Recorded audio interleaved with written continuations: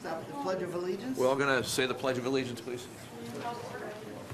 I did, I thought. The Pledge of Allegiance. I pledge allegiance to the flag Of the United States of America, and to the republic for which it stands, one nation, under God, indivisible, with liberty and justice for all. Thank you. All right, first order of business. Mr. Chairman. Nope, nothing, go ahead, nothing, sorry. Minutes, which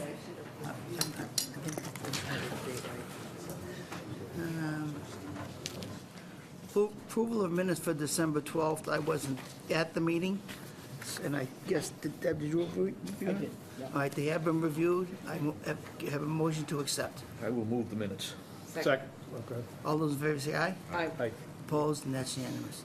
First order of business is NACC Small Project 226, 722 Great Pond Road. Okay, so this is a, you can come up and take a seat here. This is a second floor deck that currently doesn't have any posts that touch the ground.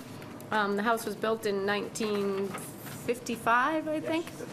And the joists of the deck go straight into the house, and they're rotted and have been transporting water into the house, is my understanding. Yep. So the proposal is to put in a steel beam, and then there'll be a need to put helical piles down into the ground from the second floor.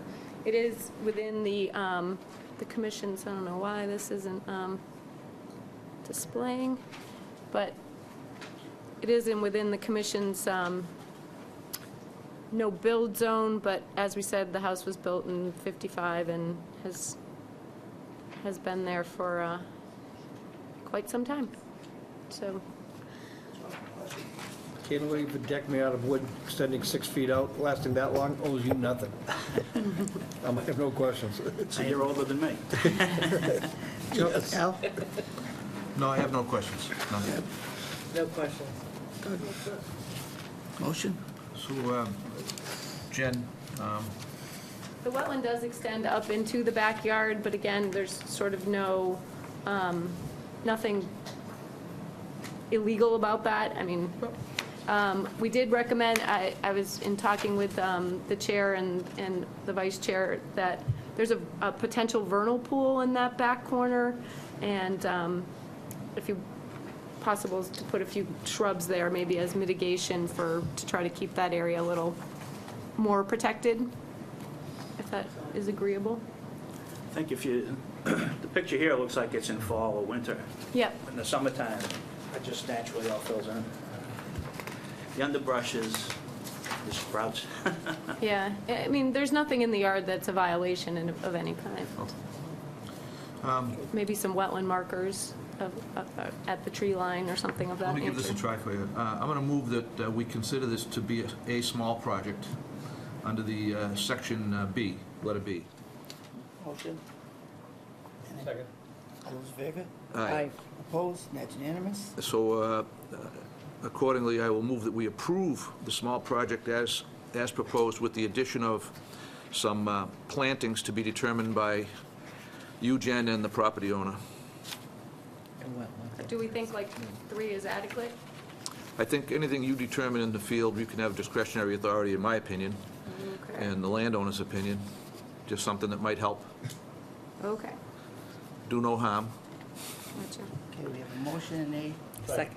All those in favor say aye. Aye. Opposed, and that's unanimous. You're all set. Okay. Thank you. Thank you. I'll write that up and send it to you. I'll sign off on the building permit too, and then we can talk about a couple plantings. Great, thank you. Next one is a NACC number 227A. This is a new one, and after the fact filing for stone wall extension.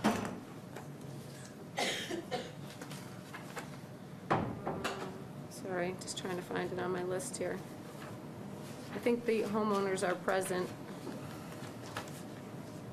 Is this one that was before us a Yes. few weeks ago? All right. that's So right. this was I need to grab.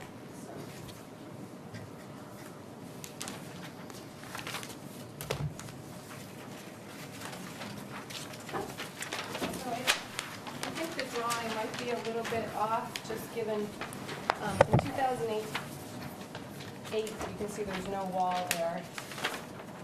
In the current aerials, you can see the old wall extended past the existing shed. Yet on the plan, the old wall appears to end at the shed. So I think the measurements might be a little bit off. This is 2008.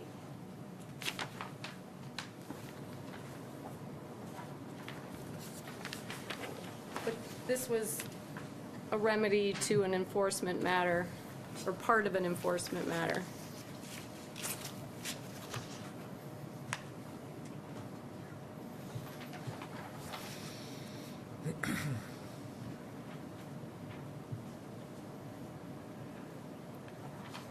So what's the concept here? To allow the wall to be where it was based on that last photograph in Well, I think- 2017?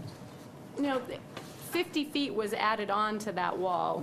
I'm just saying, on this plan, it seems, that wall seems to come up very shy of the 50-foot no-build zone, but I think it's probably a lot closer based on the photograph showing the wall, the old wall going, extending past, probably into the 100-foot buffer zone, the first 75 feet.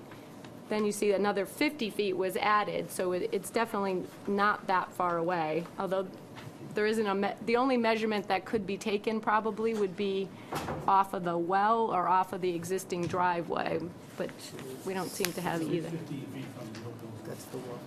at least. Which way that's the wall? I measured it.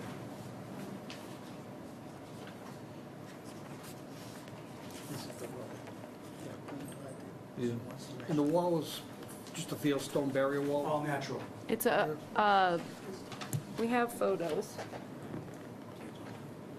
Yeah, we had those a few weeks ago, right? Yeah. You were at the last meeting. Sure. Yep. Okay, I remember those.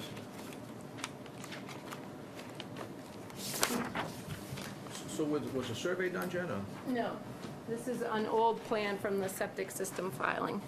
So the plan is a copy of a septic filing, so that, the plan was originally done by a RPLS or an engineer. Right.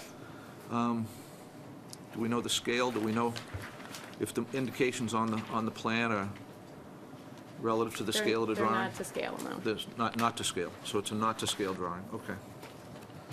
It just makes it difficult to try to figure out what we have.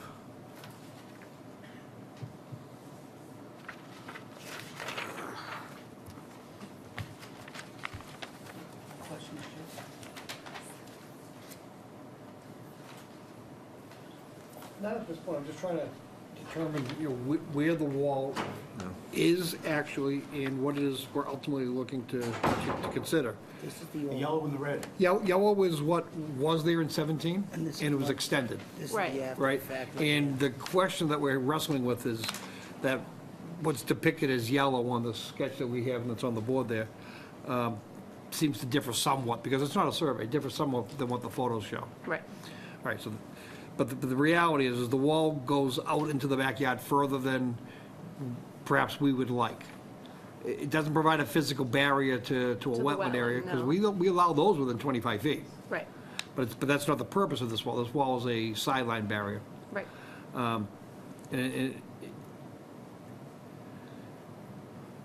And do we know how close that is? Again, only through the sketch, maybe not. How far that is from the 50-foot? At least 15 feet. We don't know. There's no measurement to anything solid on the property to show, so I'm not sure.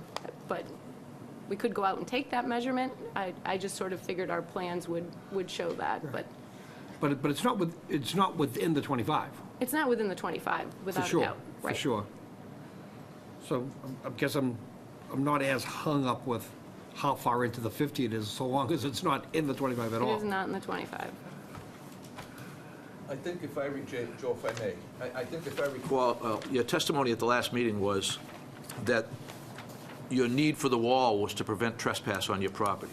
Yeah, and also for No, I don't think aesthetics. it- Well, It's primarily aesthetic, it's not for trespass. Well, I was at the last meeting when you were answering questions. Well, trespass being, well, I have a neighbor Trespass trespass on was- my property all the time, but, you know, Trespass- they dump stuff in my backyard, that's, but, Let us try to help you, okay? Try not to, no, I'm just telling you the truth. okay, but try to be respectful to the board, because you're not going to help yourself, okay? You told us that you had a trespass problem, and you believe the trespasser did some illegal dumping on your property. Exactly. You also testified that you felt that this wall would help prevent the trespass. Yep, and keep my yard clean from. And you like the look of the wall, too, Yeah. that's fine. It's not illegal to like the look of the wall, but let's try to keep this thing on point I where we're am. going. There's multiple reasons. Well, one of the things I asked was if this was to scale, and the answer is no, it's not to scale. Well, I mean, I drew the shed on there, the shed could probably be moved on the drawing like an inch and be, or a But- quarter of an inch should be right. That, I mean, whatever. it doesn't help us when it's not to scale, because we can't make a finding. It just, But it's not in the no-build zone, it's not in the buffer zone, it's at least 75 feet from the wellhead, so.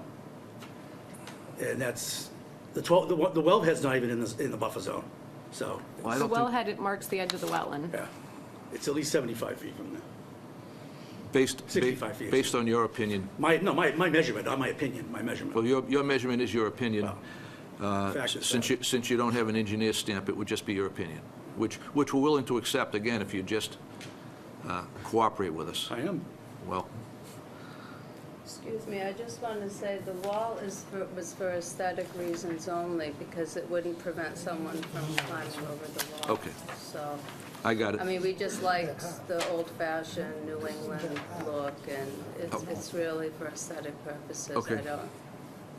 It wouldn't prevent trespassing. I mean, what is it, 2.5 feet? 3 feet, 3.5 3 feet. feet. Yeah, it's a small wall that's in line with old New England. I called the town about a permit, they said I don't need a permit, and I looked at the plans, it wasn't in the buffer zone, the no-build zone. This was It's on the originally when we lawn. I built said, it. What's the deal? The original one, we did call the town, so I never even heard of a small project Yeah, they said no permit. permit necessary, the town. But we didn't call for the extension because we just thought we were okay with it, so All right. it was just ignorance on our part about the second. Okay. It was an extension to an existing wall. Okay. Joe? So I kind of wrap my hands around this now and get a better understanding for it. So it's not, it is to scale, it's just not a uniform scale that we're accustomed to seeing, 1 in 20, 1 in 40. It's a survey plan that was drawn to scale, and it's been reduced or enlarged. You could still depict a scale off of this, and you could determine a scale off of this. Moreover, you could also look at the proportions of the area photography, knowing the house position, and from the house position and overlaid over here, you could correlate the two, and you could determine where the shed is. And from the shed, you can determine where the wall is. So if the issue here is to get it, if we're only looking to get the record clear as a small project and get these improvements in the record and in a file, then they can do that without hiring anybody, but just using the information they have here. Not for us to do, but I think it's something they can do. And if that's all we're looking to do, I have no problem with the wall where it is, but to clear up the record, this plan needs to be cleaned up. The plan needs to be cleaned up. It is 20? It is a 20 scale. It is to 20, sure, yeah. It just may not be shown that way, but it is. No, So, that's not the scale of what's before it. so it won't be precise, but you can snap off the corner, multiple corners of the house. You could correlate and verify the scale of this 20 versus the area of photography. And then if that's close to correlating, you can then snap corners and lay this shed directly on this plan with no problem. And once you have that, then the wall is just how far does it extend beyond the shed?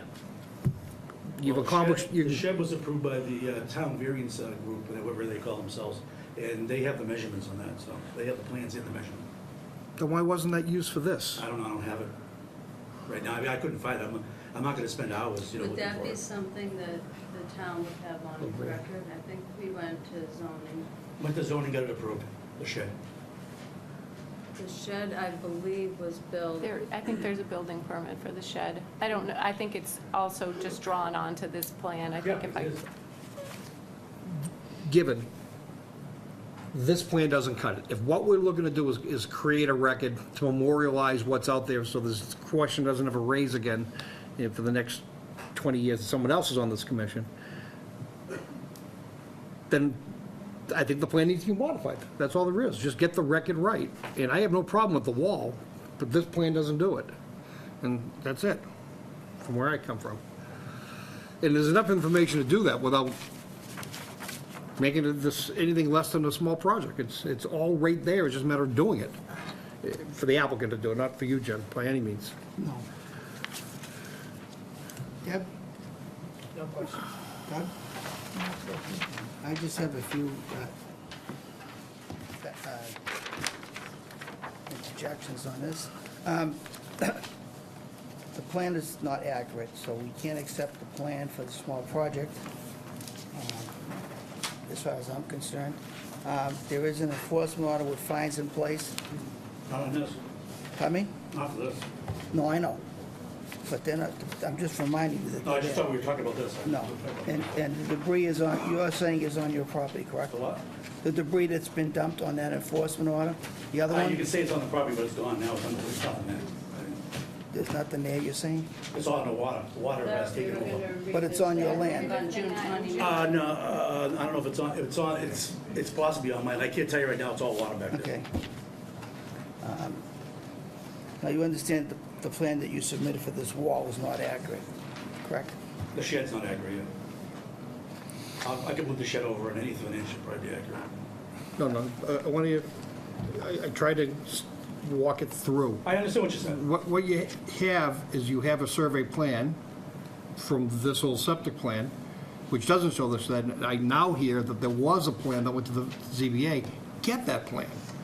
Because everything I said, you don't need to do if you get that plan. Does the town have it? How can we get You just the, come- When did you get the variance? How long ago? I 2003 think it maybe? was, I think it was 2003. 2001. I'm not exactly sure. The variance, I don't know. All I've seen, there is a building permit file for the shed. The shed is Well, is if- legally there. I'm not sure that it's, I'd have to look to see if we have a plan that shows it. yeah, the chances are there is. Chances are there is. There are other things on the plan that are in the field that are accurate, that could be measured off of, so. Well, again, if they can't get that variance Yeah. plan, you can still reproduce that with aerial photography and the septic plan. You can overlay that shed location. And again, maybe I know too much, but I could do that in less than 5 minutes electronically. And that information all exists to the applicant and it exists to, out there in the public domain. He doesn't even need to spend that 5 minutes. It may be better just to get the plan from the variance. Okay. Because that's our benchmark. Once we know where that is, the wall becomes the easy question, right? Gotcha. And make sure I'm clear though, in having accurately shown the shed and then accurately show where the wall is, are we saying that we don't want it within the 50? That's not up to me.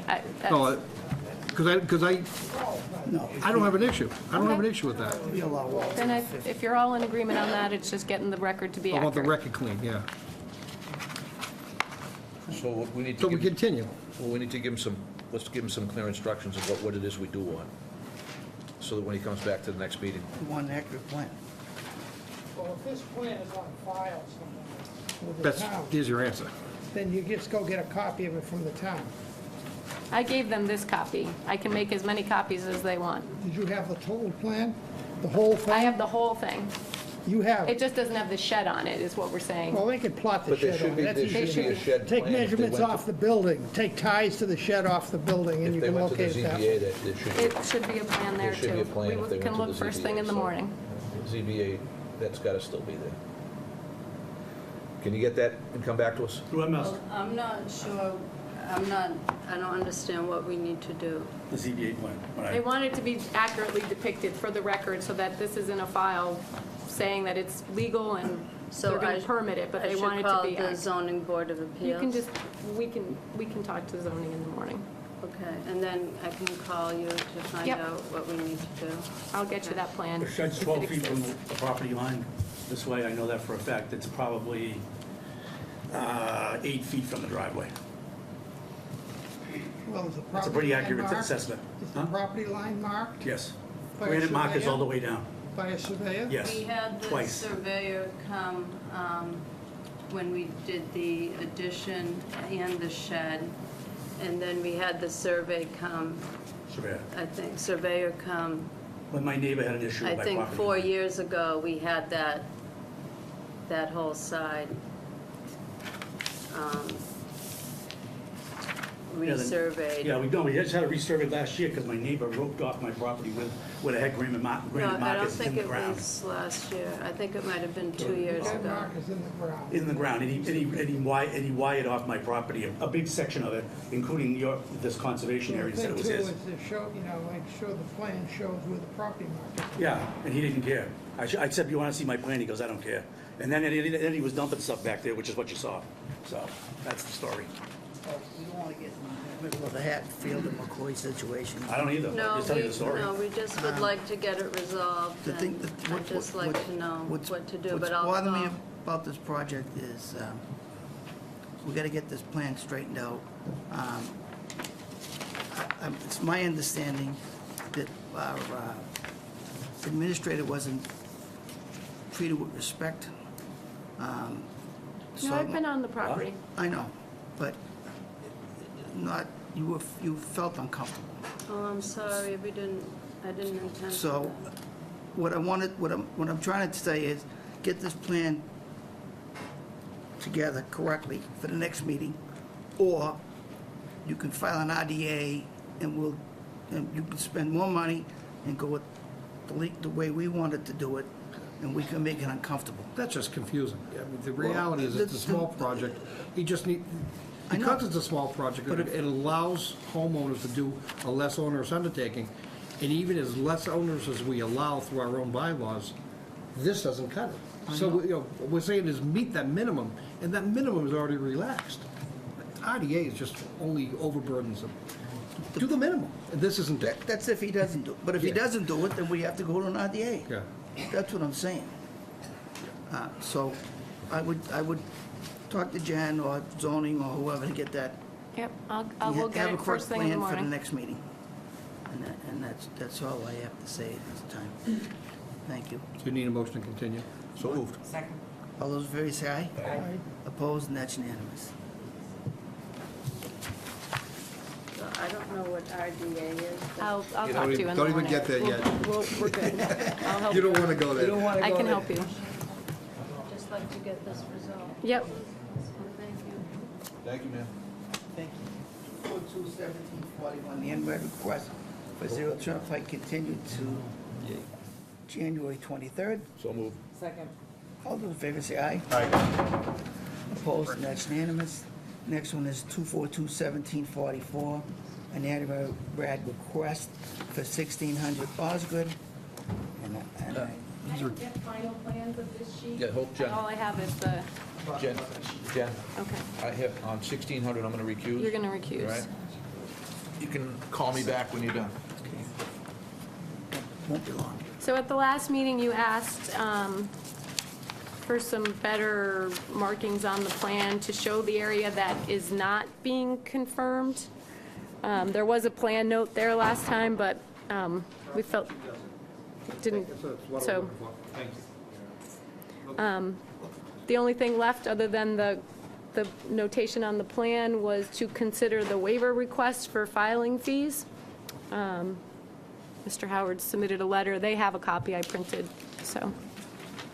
Good evening, folks. Just again, for the record, Mike Howard from Epsilon Associates, here on behalf of Aussie Properties. As Jen pointed out, this ANRAD, which again is just for confirmation of a wetland line, no work is proposed, was continued from the prior hearing in December for 3 items: the DEP file number, which we received, the hatching on the plan that Joe requested, and then I respectfully asked the commission to consider granting some relief from the filing fee requirement for this site. The site, while large, is somewhat unique in that the wetlands have been reviewed several times by the commission over the years, and they're, for the most part, well-defined with easy access, and I won't speak for Jen, but Jen's time was, I think, pretty focused on this. So talking this through with Jen, as per your regulations, I did draft a formal waiver request from the commission. The filing fees, based on a strict interpretation of your regulations, would have totaled roughly $17,000. Based on the information I provided in the letter, I'm respectfully asking the commission to accept the $3,000 and change that we've provided thus far as adequate for the commission and your staff's review. Yeah, so the regulations which establish fees, actually bylaws establish fees and regulations tell you what they are. A lot of effort went into that, but they're never perfect. They're always thought about in a pretty small, focused type of project. This is, that fee structure doesn't fit every single large project by any means, so I understand exactly the premise here. I think initially in the original review, which did take an awful lot of effort years ago, it was fair. It was justified back then. But a revisitation of those for subsequent filings, I think, is a little ridiculous financially. So on the principle, I completely understand that and completely support it. What I don't know if $3,000 is the right number or not. What I do know is that, statute typically holds that, a fee needs to satisfy your administrative burden. What does it take to actually review the permit? And I think, if I were to ask Jen, and not publicly by any means, but it's in public record, was her effort and the effort of the department in hearing this tonight, is it supported by that $3,000 name? And I guess it would have satisfied that. I'm not gonna, you guys do fees and bonds. No, I'm talking about, I'm not trying to justify Yeah, no, the in reduction. the field, we, Savannah and I probably spent, I think we said 3 to 4 hours, back and forth, email, and we don't sort of calculate anything we do on a, per hour basis. I'm not a consultant. So, yeah, For what it's worth, Joe, that is how, because obviously I want to be right. respectful of my request to the commission, and as consultants, we bill, for the most part, on an hourly basis. So I confirmed with Jen what I thought a reasonable assumption was for hours. I think I wrote 4 to 8 hours in my letter. You can pick whatever rate you want, but even assuming a really conservative rate, pick $150, $200 an hour, it doesn't get you near the $3,000 that's covered with the current filing fees. And that's how I justified. And what I really want is how it plays to the future applicants, so that we never willy-nilly anything, but we certainly never willy-nilly consideration of relaxing or waiving fees. In this instance, it's very peculiar as compared to other projects. Nobody else should come in and expect to relax it by, 80%, which Correct. is almost what we're doing. Right. But I think it is fair, given the number of times we reviewed the site in the past, and each time the effort to review it again becomes less onerous and less burdensome, and therefore theoretically less costly. So I have no problem with the fee. Well, I talked to Janet Lent this morning about this, and the 17,000 is a little bit over the edge. Actually, just a lot over the edge. But I think that in the case of this size of this project, that it should be reasonable, but it should be an extended fee. And I suggested, because I like round numbers anyways, I suggested a fee of $5,000. And that should cover what Jen has reviewed so far, what can be reviewed at some other point. That's the number I came up with. But that's my only recommendation, and I'll leave myself per the order of the commission. Deb? We obviously have some kind of a rate system and everything, so the 5,000 that you came up with, could you quantify that?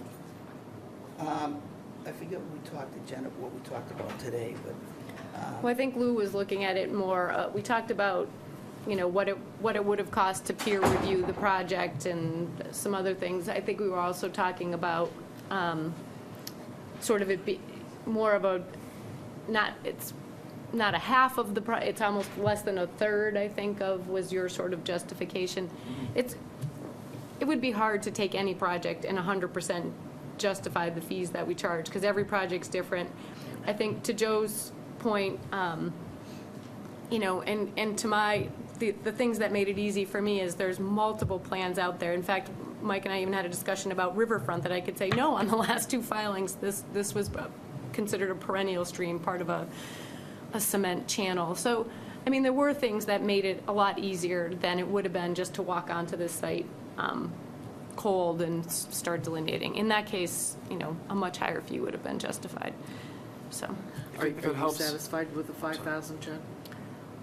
I don't get paid that way. This doesn't affect, you know, my salary. So I'm just going to tell you that, you know, like I said, it was a couple hours in the field, you know, the 2 staff people, some back and forth with Mike on the phone, you know, I went back out because I was concerned that one portion of the plan looked different than it had. Again, I had the old filings to compare this to. I had the old wetland line. It definitely makes things easier, so.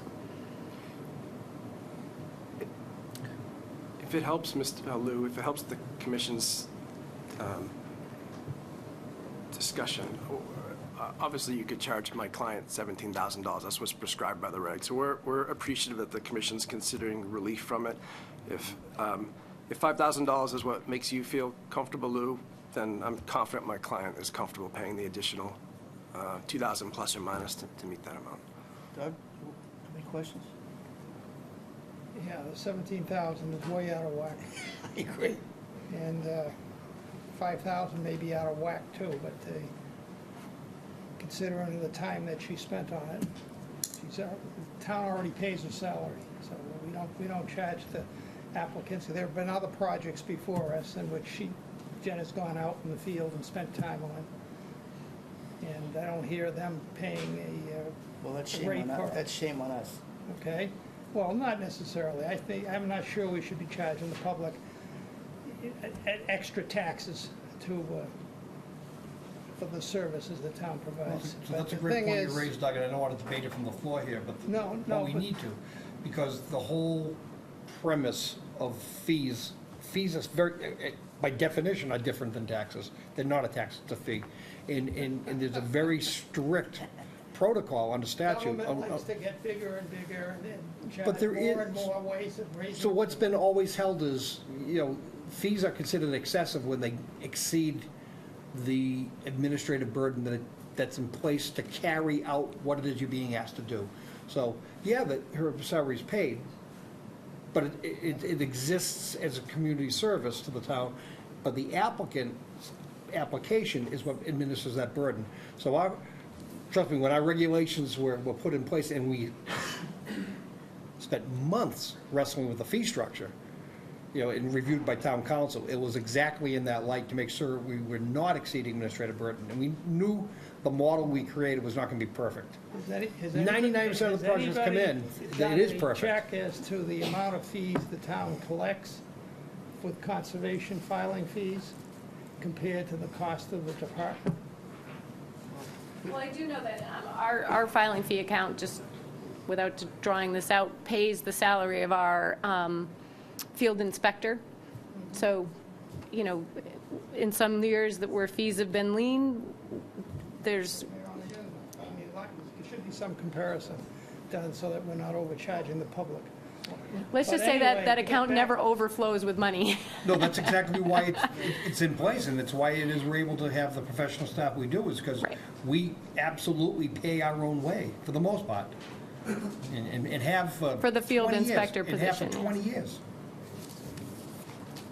Anyway, I just don't want to open up Pandora's box about other applicants and fees being unfair. No, we were very, very careful. And that waiving it in this instance, it's only because it doesn't, it's so unique, it doesn't fit that model. Right. So, and Mr. Howard has stated that he's not comfortable, but he's willing to accept the $5,000 fee. So I don't see would that be an issue? I move that we consider granting a waiver of the filing fees in that a fee of $5,000 be established for this ANRAD. Second. All those in favor say aye. Aye. Aye. Opposed? That's unanimous. Thank you. Thank So you. then, Either go in the the over. main matter would be to issue, or confirm the delineation as shown on the plan dated 12/10/2018. And that was for bordering vegetated wetland, riverfront, and bordering land subject to flooding. And Oh, did I miss one? bank. There's bank in there. And bank. And bank. Sorry. All in favor, say aye. Aye. Opposed? That's unanimous. Thank you for your consideration, that we appreciate it. And just for follow-up with Jen, we'll obviously cut the check, and then Jen, I assume you'll just hang on to the ORAD till we give you the fee, and then... Yeah, we'll it'll just take me a coordinate day or two to Yeah. get it out the door anyway, so, okay. Thanks very much. I'll see you folks down the road. I appreciate it. Thank you. You gotta get Al back in. Oh, get Al back.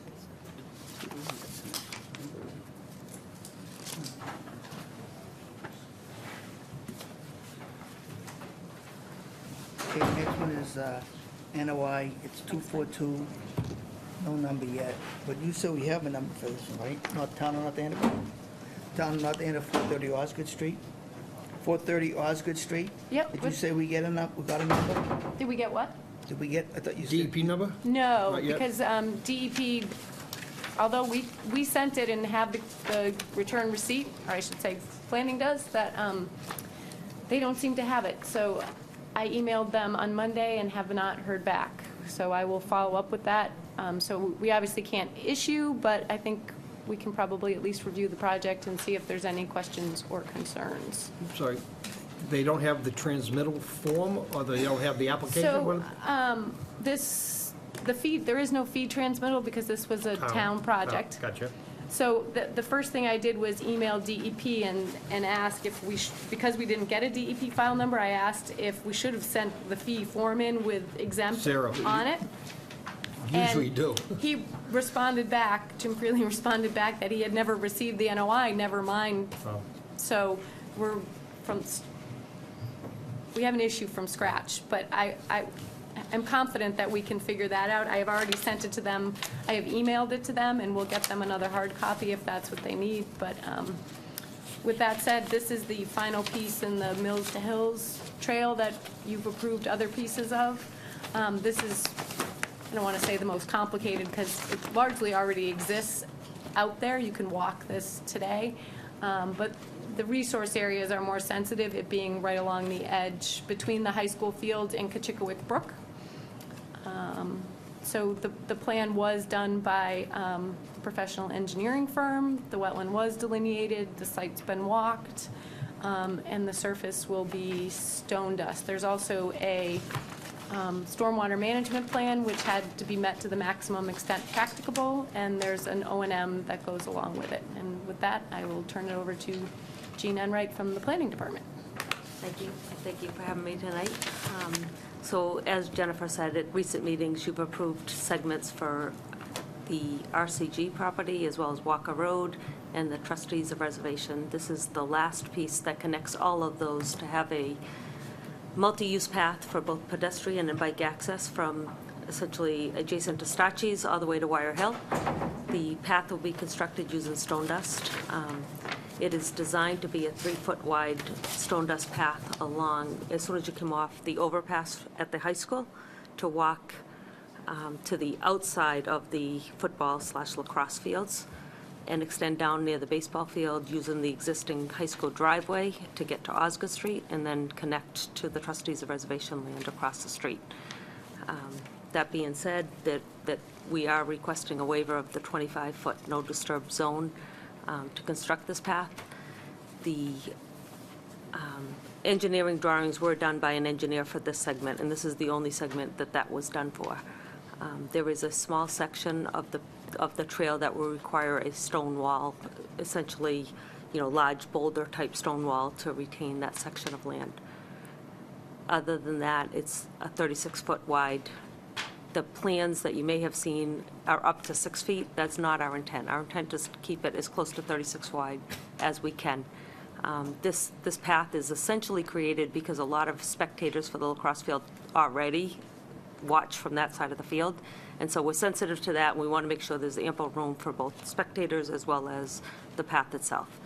The school committee has reviewed the project. The school committee did approve the project. They're very much supportive of a trail access across their property and to Wire Hill.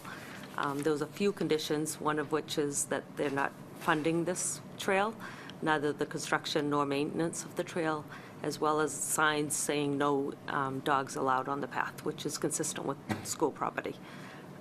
We did an alternative analysis. Essentially, there's alternatives to get to Wire Hill. They're over streets that would utilize either all the way traveling south of 125 to Pleasant Street and to Wire Hill that way, or up Osgood Street, around to Stevens Street and down, which is not a sidewalk road at this time. So we'd really like to connect this path through the trustees' land, who are very receptive to that method of travel. Thank you. Joe?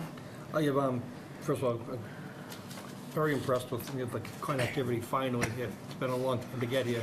It's been a long time. And the ultimate use of the trail doesn't bother me of how close it gets. It becomes the question of, constructing it, and that's where something could go wrong. You know what method, are we doing this ourselves? Is the town doing it? Are we going to contract it out to volunteers as part of a network?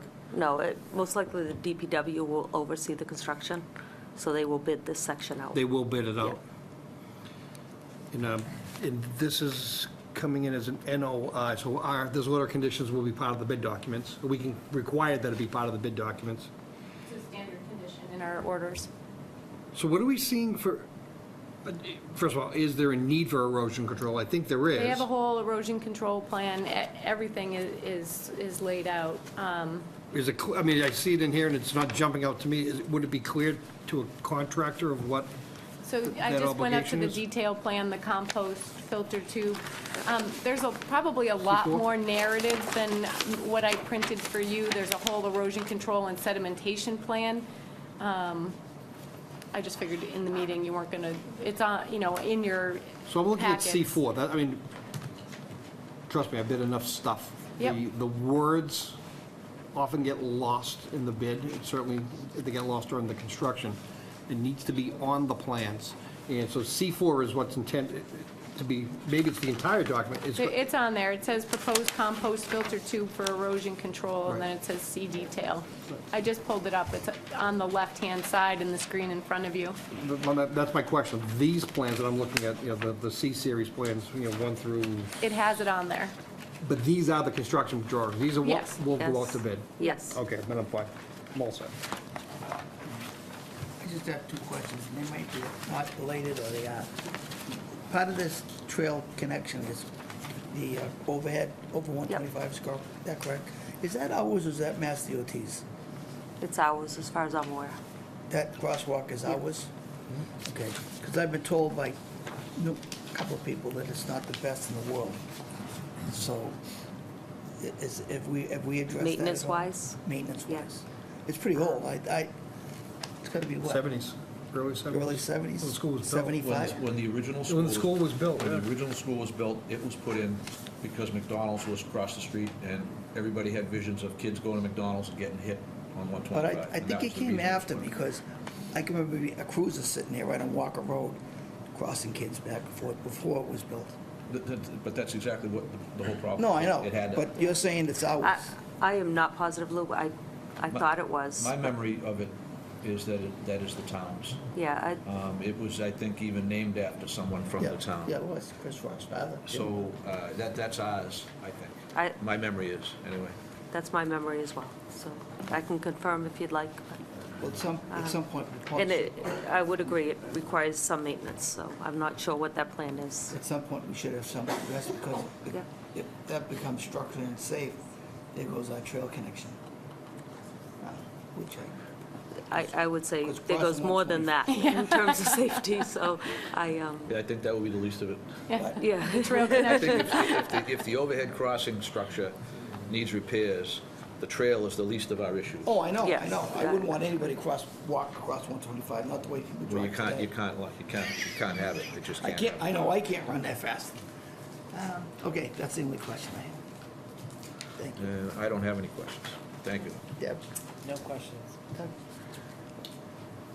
Yeah, I'd like to hear an answer as to why this trail is needed, Why it's when needed. there already is a trail around the fields. I would say it's not a trail as much as a spectator standing landing. As far as why it's needed, this was funded by the CPC committee in 2014. It has taken quite some time to get it to this stage, I would say, but we recently did a master plan, and it's very consistent with the goals of the master plan. Connectivity, walking trails, biking paths is throughout the plan, so.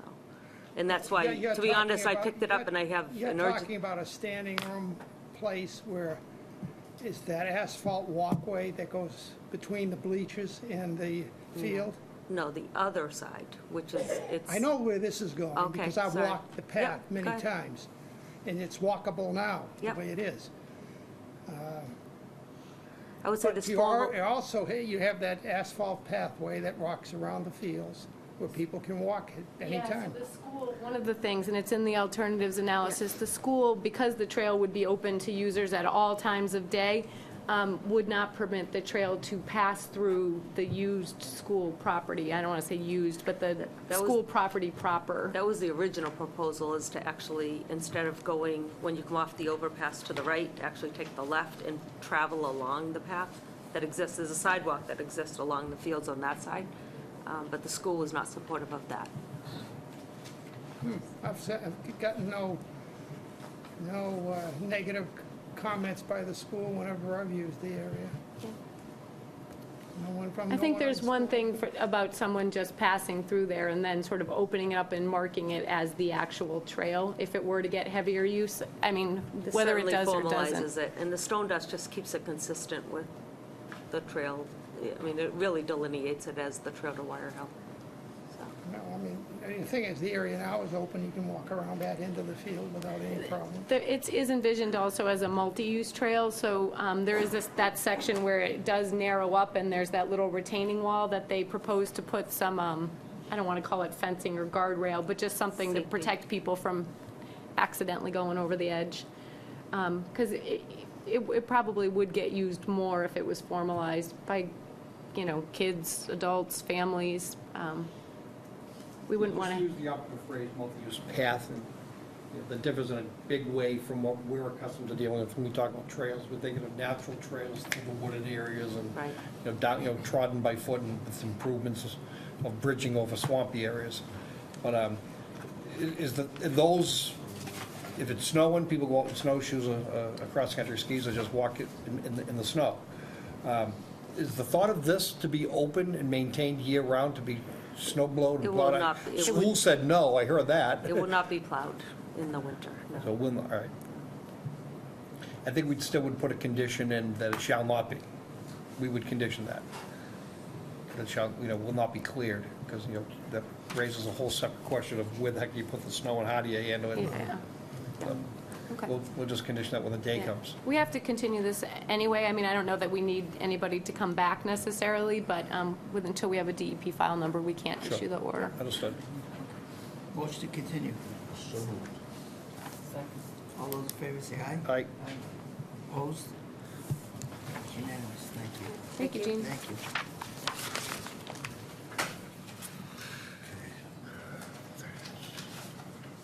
Jean, do you have to sit in for the other one? We could skip over the high school recreation complex. You have to be here for that? Okay. 242-1745, 350 Winter Street, RDM Incorporated. What's the bad? Which is Market Basket, What's the bad? Weathercraft. Previously, Market Basket replaced the culvert at the entrance. This is quite a project and has since obtained a certificate of compliance. This kind of deals with the rest of that area, which includes the swale that runs through the parking lot. Thank you. The next culvert, which would be changed somewhat, and it's a more complicated project, I would say. And I did print for you the DEP comments because they had quite a few And I've also written up some concerns and questions that I have, but we can get into those after the presentation, which I will promptly pull up. So, Good evening. My name is Peter Ellison, civil engineer representing the project with TEC. Like Jennifer mentioned, we were in front of you a few years ago to replace what I'll call the southerly culvert that goes underneath the main entrance driveway to the Market Basket Plaza. That was finished. We did obtain the certificate of compliance. And I think, I guess in general, our approach with this project, we were really dreaming big here. But due to the comments that we received from DEP, we will likely be changing our approach to the project. My client has no interest in filing with Army Corps or with MEPA to accomplish what's shown on these plans on sheets 1 and 2. That being said, likely would still move forward with the northerly culvert, which is underneath the exit driveway from the Market Basket Plaza. That's on sheet C3.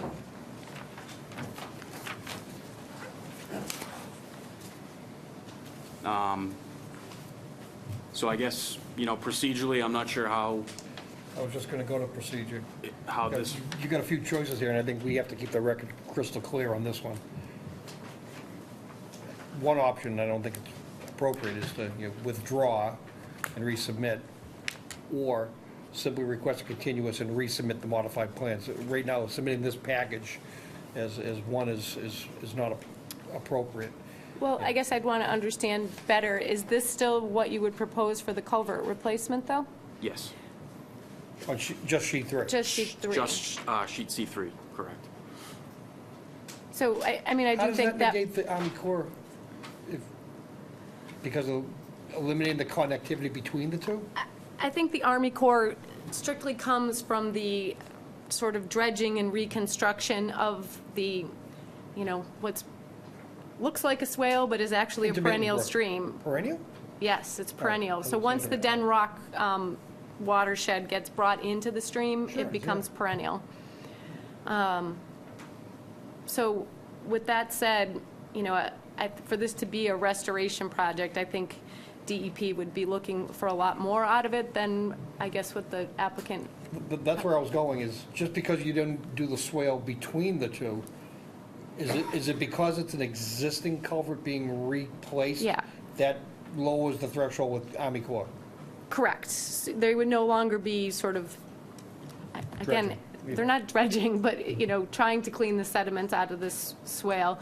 I think before you withdraw or change the project, I'd like to have a conversation with DEP, because I do think there's some benefits to some of what they propose on the other end, because having positive drainage down to the other culvert isn't necessarily a bad thing, and if there's a way to sort of talk about this project in a different way, I'd be open to doing that. The only, when we get to this end of the project, the concern was, for right now, I didn't go out and look at the outlet of the existing culvert, but it pretty much dumps over the bank and into the Shawshene River, which I can't imagine is a positive thing. But they did have questions about establishing this sort of new in bordering land subject to flooding. And I didn't know if that only pertained to the other. So I think there's some things to be worked out, but I think it's worthy of discussing the culvert, what it is now and what it would going to be, to see if you have any concerns about that. So it dumps over the bank into the river, used to be a cut channel into the river, and I remember the brook flowing in that corner behind the gas station not too long ago, 25, 30 years, but I remember it, in the Christmas tree sales area that was this. Yeah, I remember that. And then it was this, and then it was this, and it was the size of the room. Now that's where they keep the. That's where the mountain of snow gets stored, and what used to be this low area with a nice cut brook through it is now what you see. So it's been a couple of decades of a accretion of land area into what was resource area. So that's how that all happened over a long period of time. So I think lots of restoration opportunity exists here, and because DEP throws a bureaucratic book at it, I think we'll this was where you were going. I think we miss opportunity to clean things up. Yeah, I mean, I wouldn't call it bureaucratic. I don't think, not, again, DEP doesn't come visit every site. I'm sure they've seen aerials of this. I just want to have a discussion about what's possible and not possible, so that we don't miss out on the opportunity to have some enhancement of what is basically a mowed swale for the most part. Yeah. Jen, if you want to bring up C1, can kind of go through some of the challenges that we have out there and really kind of go over what our approach was with the grading of the swale. Pete, before we dive into that. Sure. Just to help put this in context, Mass DOT was in several months ago for something up in 114 itself, and there was some talk about that swale. Was it, because we knew this was coming? Yeah, they It was worked- nothing to do with their project, right? No, they kind of worked together, though, to try to make the two things happen at the same time. Nothing ever works out that way. So the conversations were had together with me in the beginning, and we knew that this was a potential hurdle, that once you put that number, 27,000, square feet or cubic feet, I'm not sure which it is, Yeah, I think it was square feet. of alteration, you've triggered the 5,000 square foot threshold, and automatically you get dumped into sort of other carts. But Okay. anyway, So this is a standalone project, Yes. nothing to do with the Mass DOT? well, I think Mass DOT was looking in with their improvements to have these enhancements happen as well. Yeah. But they can't permit something on private property, obviously. Right, but wasn't, again, I hate to blend the two together, but the conversation started that way months ago.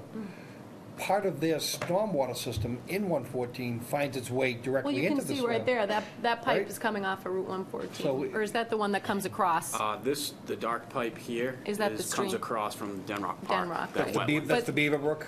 Yeah, and that's a 36-inch culvert right there Yeah. that comes underneath the road. Okay. Right. Yeah, So then after that, the culverts do drain into the swale as well.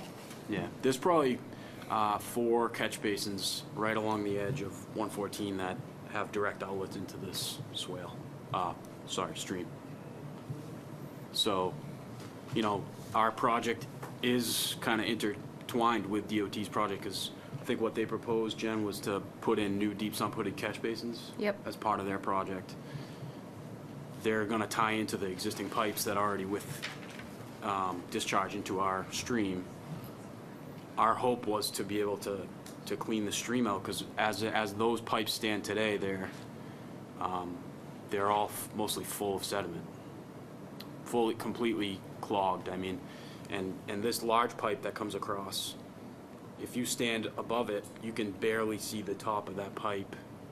And if you look at the elevation of the bottom of the stream, it's right at the top of the pipe. So that 36 inches of that pipe are buried in sediment that's built up Again, over the years. Without reviewing it, there might be another way to go about this. If the old process of stockpiling snow there were considered sort of a violation that occurred over time, there could be some remediation required via other methods to try to get that cleaned out. Even if we issued an enforcement action, that still doesn't usurp the requirement to go to Army Corps. You still have to go to Army Corps. Even if we told them you have to clean it out, it only obligates them to go to Army Corps. So that doesn't solve it. Okay. Anyway, I just want to make sure we understood Yep. that other project does tie together with this, not just the entrance from Demoulas, but the Right. Mass DOT project as well. And they're gonna walk away, right? No, this is a simple mill and overlay, right? Their project mill and overlay, and they're doing Adding some sidewalks. and some catch Drainage. basin improvements for Yeah. us. And You said they were sidewalks. clogged, but they're open. I'm sorry? The catch bases on 114, they're not clogged, right? Oh, they are, yeah. They are Oh, yeah, clogged. yeah.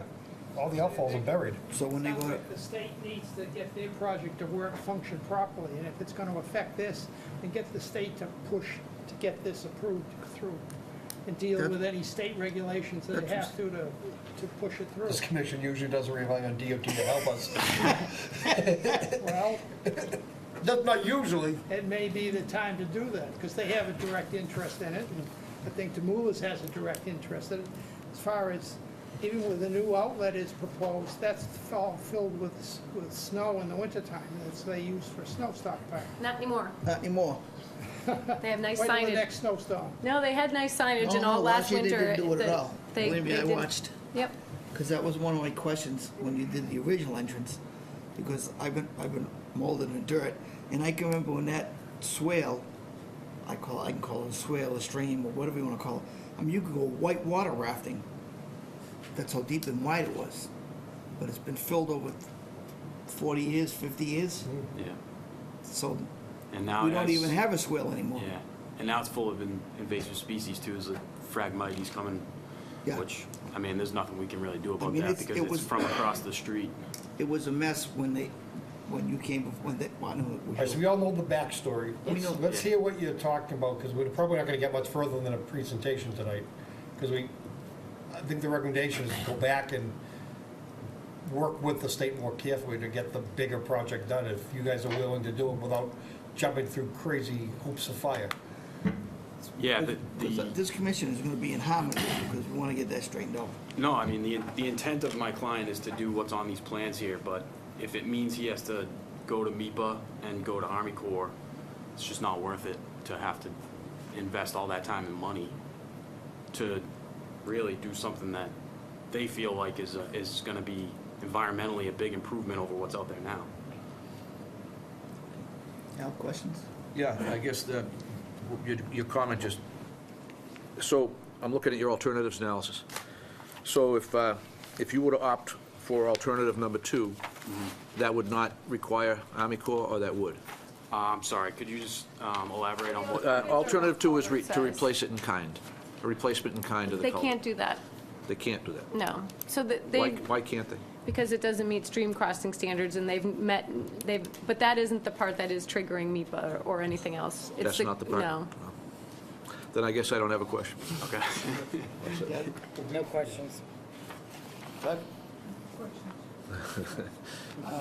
So why don't we just continue this, Good. and then in the meantime, you can work with that, Jen and see. Can we get like a 3-minute overview? So what you're proposing on these plans is to pick up from the southern driveway where the other project ended. Yes. What you wanted to do and would desire to do is to quote unquote clean out a channel along a waterway Yep. in such a way that it has some terrain to it, has some slope to it. It confines the water in there and it moves it through. And it also collects that water from the DOT highway. And when it collects it, the deep-footed sumps up on the highway take care of keeping the sediments up there, so their maintenance doesn't let things migrate into yours. Demulus's lack of snow plowing into that area keeps the sediments from the parking lot from getting in there. So theoretically, that new improved waterway will be clean for years, other than just picking litter out of it. That's the thought. Yes. Until you get to the other driveway. At that point, you want to replace that culvert. And when you replace that culvert, it's still a stream, so it has to meet stream standards. So it has to be bigger, better. Correct. And has to allow things to move through it. And beyond that, once you get to the other side of the driveway, is reestablish a channel. Correct. And then the only thing that I heard Jen talk about is some further consideration that's not yet shown, and that's how it ultimately dives into the river, correct? Because I don't think the bank it doesn't meet up, like the grade isn't the same. It's a decent drop, right? Where the existing outlet is? Well, both the existing and the proposed. Yeah, I think the The profile proposed. from the outlet here down, we would want this to be kind of a smoother transition into the stream here. Right, but what I'm saying is, once it goes over the bank, it's still a pretty steep drop back there, so you Yeah. wouldn't want to erode that bank. I guess that, when I talked about things that were of concern that weren't mentioned in the DEP comments, that was probably one of mine, was like how you're going to establish that connection. Correct. Nice. So that's what it is you'd like to do. Yeah, and the approach here with this kind of culvert and changing the direction, there's a few reasons. One, at this point right here, the existing culvert's very close to the gas station property line. So replacing the culvert in place would likely cause impacts to that property. So we wanted to try to avoid that. Two, it's a shorter culvert, it's less costly, easier construction. and 3, we can keep this existing culvert in place to carry the flows while we build this, and then just transfer it over at the end. But, so the outfall, that is in the Christmas tree sales area. We can, I guess, adjust these plans to better show that area. And the reason why I say that is because on those heavy winters, that is in fact where they stockpile the snow. So I hope they understand that that practice is gonna have to be modified. One of the considerations with the layout here is to make sure we avoid the Christmas tree area. So, But once Christmas season's gone and the rest of the winter's ahead of us, that's where Demoulas piles all their snow. But they also have a lot more area kind of continuing down, so. Beyond the buildings. Well, no, just continuing that area, if you look at the plan, is quite large. It's going to be far more than just, I mean, we would want to make sure that they then didn't go start stockpiling snow in that swale, and we could use signage to do that as well. But I think it still leaves a pretty good amount of space to stockpile. oh, yeah. Yeah. The existing edge of pavement is way Yeah, up it's here. way out there. That's what they, I mean, It might this be triangle, helpful to overlay it on That's what trees on an aerial. Aerial, and that's the yeah. amount of the snow when the trees are gone. The rest of the winter, that's where they put it all. Right. Yeah, so this is where that is. It's much closer to the entrance, I think, Okay. than what you're talking about.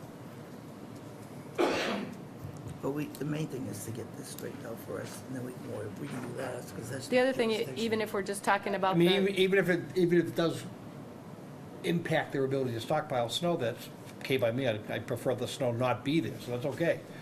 What I'm saying is that if this is where they want to go, I want those conversations to continue to the point that Demoulas absolutely says, I want no part of it, I'm not going to file those permits, because I think we want this project as proposed. We'll tweak it, we'll work our way through it, but we don't want them to just, piecemeal this thing and only do the very end of it and not do the rest of it. right, I think we need to have a conversation with DEP. Yeah, I would agree. Any questions, Deb?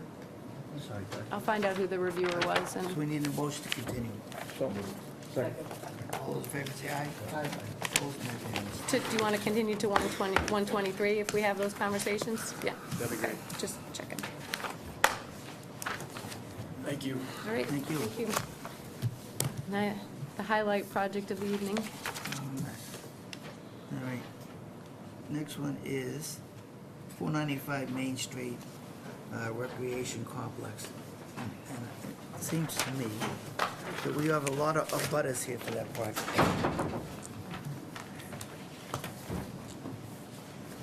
Good evening. My name's Craig Miller. I'm with Waterfield Design Group. I'm the principal of the office, and with me is Jacob Murray. He's the lead engineer on the project. We're here representing the town of North Andover, and we have what we think is a really exciting project to present. I'll start by giving you a brief overview of the project, if that's okay. And then Jacob, because he's the lead engineer, will get into the technical aspects as it pertains to the jurisdictional needs of the commission. Pass them around one set of, I didn't print the presentation ones for you. You have the full set, but that's the presentation. And that's just some photos from the wetland area. Was there a pointer that was, oh, that was his, okay. All right, so I'll point with my, I'll do it the old-fashioned way, I'll just point. Do you want us to stay on this page? Yeah, Okay. this is good for now. This is existing conditions. I think everyone's very familiar with the existing conditions. This is the middle school and the new addition to the early education center. Some improvements have been made. Some of them are temporary, they're near the access road. But this is the existing site, the track, the baseball field, and the middle school parking lot. The light green in the upper right-hand corner is the jurisdictional area that we'll get into a little bit later. If you go to the next slide. This full-color picture is what we're proposing. This is specifically designed to be a community-wide asset. We're looking to reach far and wide every citizen and user in the town of North Andover and encourage them to find a way to experience recreation in a new manner. We've got here two artificial turf fields. Those are the main elements that you see with the light green grass. Around those artificial turf fields are open space areas that we've vegetated with new trees and some shrubs and other landscape elements. The fields themselves are full-size 11v11 soccer and full-size baseball. And then on the smaller field to the top of the page is another full-size multi-purpose field with softball and Little League baseball. Both fields will be lit. We've got a walking path around. We've got 297 parking spaces total, and we've tried to spread those parking spaces out throughout the site. Most of them are in the lot that abuts the middle school area and also the wetland area. If you just move that slide up, right? We've also got some other recreational elements at the site, including 2 playgrounds and then 2 multi-use courts, which is street hockey, tennis, and pickleball. We've got a half-court basketball court in this area. The playgrounds are 2 different age groups, as is what we would normally do, a 2 to 5-year-old playground and then a 5 to 12. There are 2 small buildings on the project, on the site. One is a restroom and concession building you see here, kind of central to the sport court area, and the other building is a restroom and storage building. And then we've got to the left, we've got bocce and another half basketball court. So that kind of summarizes the entire project, and then Jacob will talk about the technical aspects as it pertains to the wetlands. As I stay here, as you can see in the right-hand corner as we're looking at it, that's where we have the wetlands issues. There's a wetland line that was flagged, we believe, by Norse Environmental a number of years ago, and then I walked the site with Jennifer, and we reconfirmed it, that it was accurate. And so the existing, if you want to go back, Jennifer, actually to the one beforehand, you can focus on the same area. As you can see, the existing pavement is right on the 25-foot no disturb line, and we'll be holding that with the new layout. Basically, we're just keeping the same, we're expanding the parking, but we're expanding the parking away from the wetlands and out and away from the buffer zone. We're holding that line, and we'll be continuing the parking in the other direction, with really just reconfiguring that area and obviously repaving it and making drainage improvements. So you want to go back to the next one, Jennifer, just to compare the two. So the new layout, as I said before, will be expanding away from the wetlands. We'll be having the same amount of pavement within the 100-foot buffer, within the 50-foot no build, and within the 25-foot no disturb, which is basically nothing because it's right at the edge of that line where the walkway ends. To treat the water, we'll be meeting all the North Andover and DEP standards for water quality and quantity, so we won't be increasing the runoff from the site. And we're going to be doing that through deep catch basins, proprietary separators, and infiltration chambers. We could show you if you want to go to the next ones, Jennifer. This is a zoom in, which we've kind of already done, so you can just keep on moving. Yeah. These are the same things we just zoomed in on. Ooh, here we are. So this is the entire drainage network with the catch basins, the orange squares that you're seeing. The manholes are the yellow circles, and then the proprietary separators are the purple dots that will be, as the water gets collected, we'll treat it right before it goes to the infiltration chambers, which is the cyan rectangles that you see. So we'll both be able to reduce the quantity and the volume through infiltrating, and as well as we'll be able to improve the quality by taking out the fines and the total suspended solids to 80%. And so you can see there's obviously other drainage networks throughout the site, but the big one at the buffer zone is going to be this long one here, which will be collected by, like I said, a series of pipes and then transmitted to the infiltration chamber. Other than that, it's a paved area. It's going to be a paved area in the future. We've just reconfigured the islands inside of that to meet traffic, what's best for traffic in North Andover standards. This goes to the planning board for site plan review. Yes. I believe, and just in speaking to Gene, that I think we discussed in the TRC that the drainage would be reviewed. This has to go up for drainage. Right. This entire site fails on drainage and nothing else. The project's a good project, but it's the entire area, not just corners, the entire area is a perched water table. Right. And how you collect and infiltrate into a perched water table is beyond me. So they will start that process, and of course, we would be involved and receive, whatever comes out of the review. Yeah, I mean, the general principle of, remember, our jurisdiction is very limited to the wetlands protection, and of course, drainage and runoff to that, that is the very hydrology that makes that wetland exist. There's really no other feed of hydrology to it. It's high groundwater. Right. And it's what the whole area is. You look at the Atkinson School and they dug the foundations, and you look at what we saw on Mass Ave, and you look at the Mass DOT work when they did their work at Mass Ave and Chipping Road. You look at Phillips Common across the street. You look at all the projects that have come before this commission since I've sat here, the problem's been drainage, and it has to be reviewed. I can't imagine how you can get that kind of volume of water into the ground without affecting it.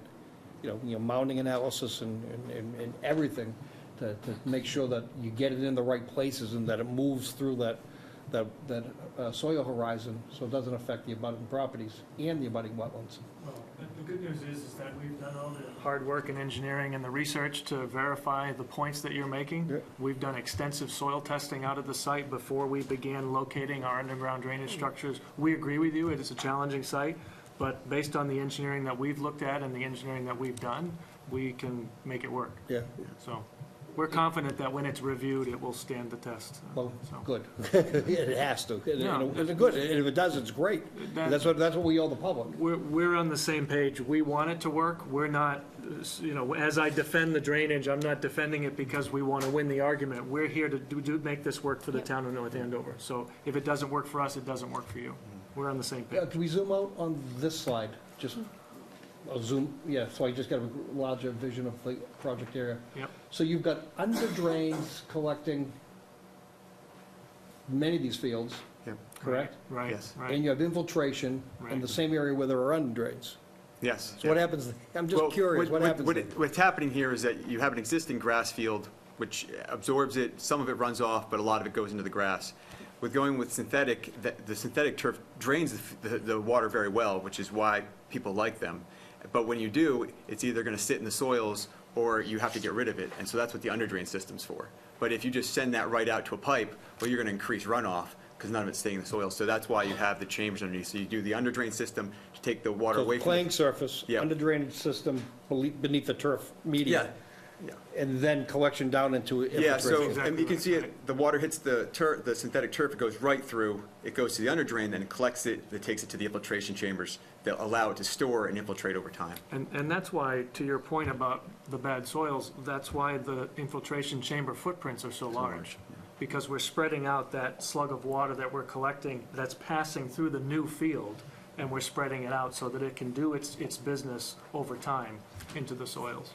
One of the projects that came before us, and most of the people on this commission's been here for 20-plus years. And one of them was the middle school expansion, which seems like a new project, but probably was 20 years ago now. And drainage was very much a concern. It was in that parking lot area that we're now expanding. But again, it seems to be that you're adding additional drainage to account, infiltration to That's account for right. that. And this is kind of a circular argument, but when we dig those big holes for those infiltration chambers, we have a lot of fill. And because we have a lot of fill, it allows us to raise the profile of the fields.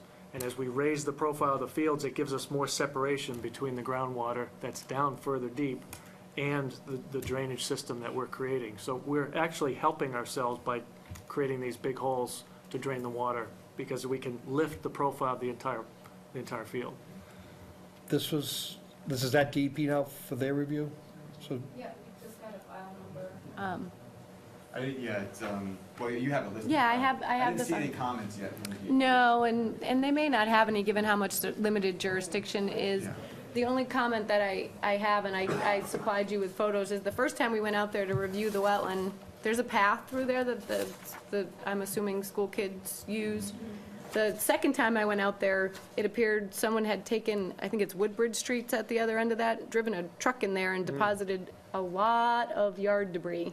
So I've never seen it like that, but clearly someone's dumping in there pretty heavily.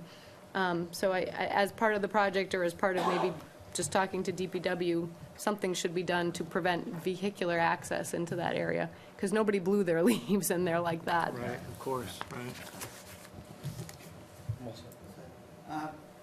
You said planning has to come before this also? They have not heard it yet, and obviously have quite a bit more jurisdiction over the site from a site plan review standpoint, so I wouldn't recommend taking any action. No. The stormwater review will be coming, and I'm sure we'll hear from a lot of abutters this evening. I know we are, because this room is full of them. Is this CPC money? Yes. Yes, it was voted at last spring's town meeting. The other question I have is, How can planning board act on it once they have The the principal CPC is chair? not planning board, They- but they we have a all principal- have, every board has a representative But in just there. one, right? Not a Yeah, it's not a majority? quorum of that. is this gonna go out for third-party review? Yes, Okay. Are we gonna use the same person with planning and zoning? yes. Planning and conservation? I think just in discussions with Jean Horsley Witten is the town's, one of the town's new peer reviewers since Lisa Eggleston retired, and I'm assuming they'll get the Right. project. And My main concern is the edge of the woods where the parking lot is, and that's where the wetlands are. You're saying you're not going beyond the existing pavement that is there now? Correct. That's right, Okay, you're just gonna reconfigure. right.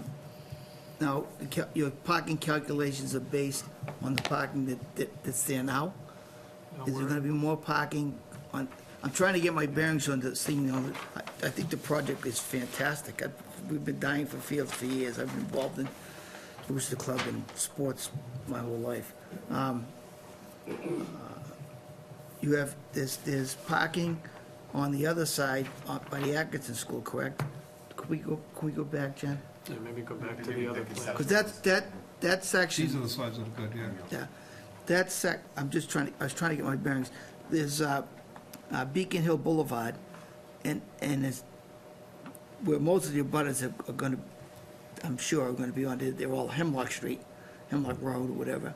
I think there's parking there. I can't, Atkinson, no, there is not. there's parking, No, okay. no, not. No, the not baseball- there. Parker Street. Most of the parking is gonna be on the middle school side. There's not gonna be much because I know that's gonna be a concern on Hemlock Street is there's no park, there is no parking there. You're putting a field there. This is Hemlock Street up at the top of the, Right. Yeah, there's plan no- right no now. parking over near Hemlock. there's no parking over there. Right. And there's a gate too, if you see in that view there, there's a gate that goes out to, what's that Parker street? Street. Parker Street, so that's Yeah, the same. that used to be the open same- when I was a kid. We Well, used to walk So there that from gated Atkinson. control is the same that would be continued, so that's Okay. not intended for full-time. So you're gonna use. stay in, pretty much staying in the same footprint that you have now? That's right. Yes. Okay. Just so the abutters have an idea. Yeah, absolutely. Because it That's- looks, it looks pretty ominous from what you see, but It's a busy plan, but we're using the same footprint okay, that was there before. all right. Could I ask a question? One second, we'll just get through the commission, I'm gonna open it to abutters. Al? I have no questions. Deb? Doug? Okay, now we have abutters input, If you could please. just go to the microphone though, Yeah, if you, please, so would you? that you can Let be me make my heard. announcement. Anybody that wants to speak, just go up to the podium, give your name and address, and ask any Steve, question and make any comment. Excuse me. Steve Legal on Hemlock Street, 26. I heard the gentleman say he was going to increase or lift the profile of the field. Does that mean he's going to make it higher? Yes. How much? We haven't finished, well, what do we got? I think it's 2 feet, maybe. It depends on where you were at. Okay, we're at 26 Hemlock Street, if you could, and that would be next to the the Little League field, the softball field? Is this one only a This, foot? this one's only about a foot higher. That's a foot high? The other one's gonna be. Okay. And it'll all, it'll, probably your next question is gonna be, will this be flooding my area? And we're gonna, right now, it slopes that area, and we'll continue to slope it, but we're gonna have collection points before it comes onto the abutters, so that nothing is going into those abutters.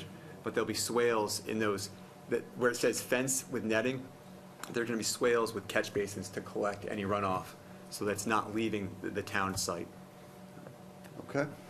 And the water that's collected is going back into those infiltrators? Yeah, it'll go back in the Right. infiltration. Okay. We're catching everything that this site generates, and we're keeping it on our site. Okay. So there won't be a drop of water that goes to the other side of the property. These neighborhoods have, I mean, I talked about the projects, but these neighborhoods have the same high water table, and Yeah, yeah, folks with sure, basements absolutely. Especially know along- that. Like I said, along Hemlock, it's very wet. Yeah, absolutely. It's flooded now. Hi, I'm Kim Reardon, 62 Parker Street. The woods are right behind my house. My grandparents were Louise and Frank Lord, so some of you might remember them, but we live in the same house that they did, so I've been going there all my life. To corroborate what you've already said is, yes, those woods, they turn into a lake right after we have a big snow melt or a big rainstorm. It is flooded. So I'm just giving that as a witness testimony for somebody who's lived there for over 20 years. Just to clarify, so that parking lot that is abutting the wetlands, I know you said you're not going to extend it further into the woods from where it is now, but it is being extended further in the other direction. I'm assuming that means you're cutting into that hill, okay? So you're putting more pavement there. So that, again, just means that when there is rainfall or whatever, so now you have extra pavement covering ground that normally would have been absorbing the water. But all the chambers that we created, you saw on the previous plan, capture every drop of water that's being generated by the new pavement. So none of it's going to leave the site. Okay. And then, and obviously somebody who's been through there, because there's these lovely pink and blue ribbons hanging off the trees in the woods. Can I just ask what the color codes mean? The pink ribbons in the woods are wetland flags, so they're identifying the edge of the wetlands, which is the internal green line that you see there. And the blue? The blue are old wetland flags, so they should both be wetland flags. It's just that the pink is the new and the blue are some older ones.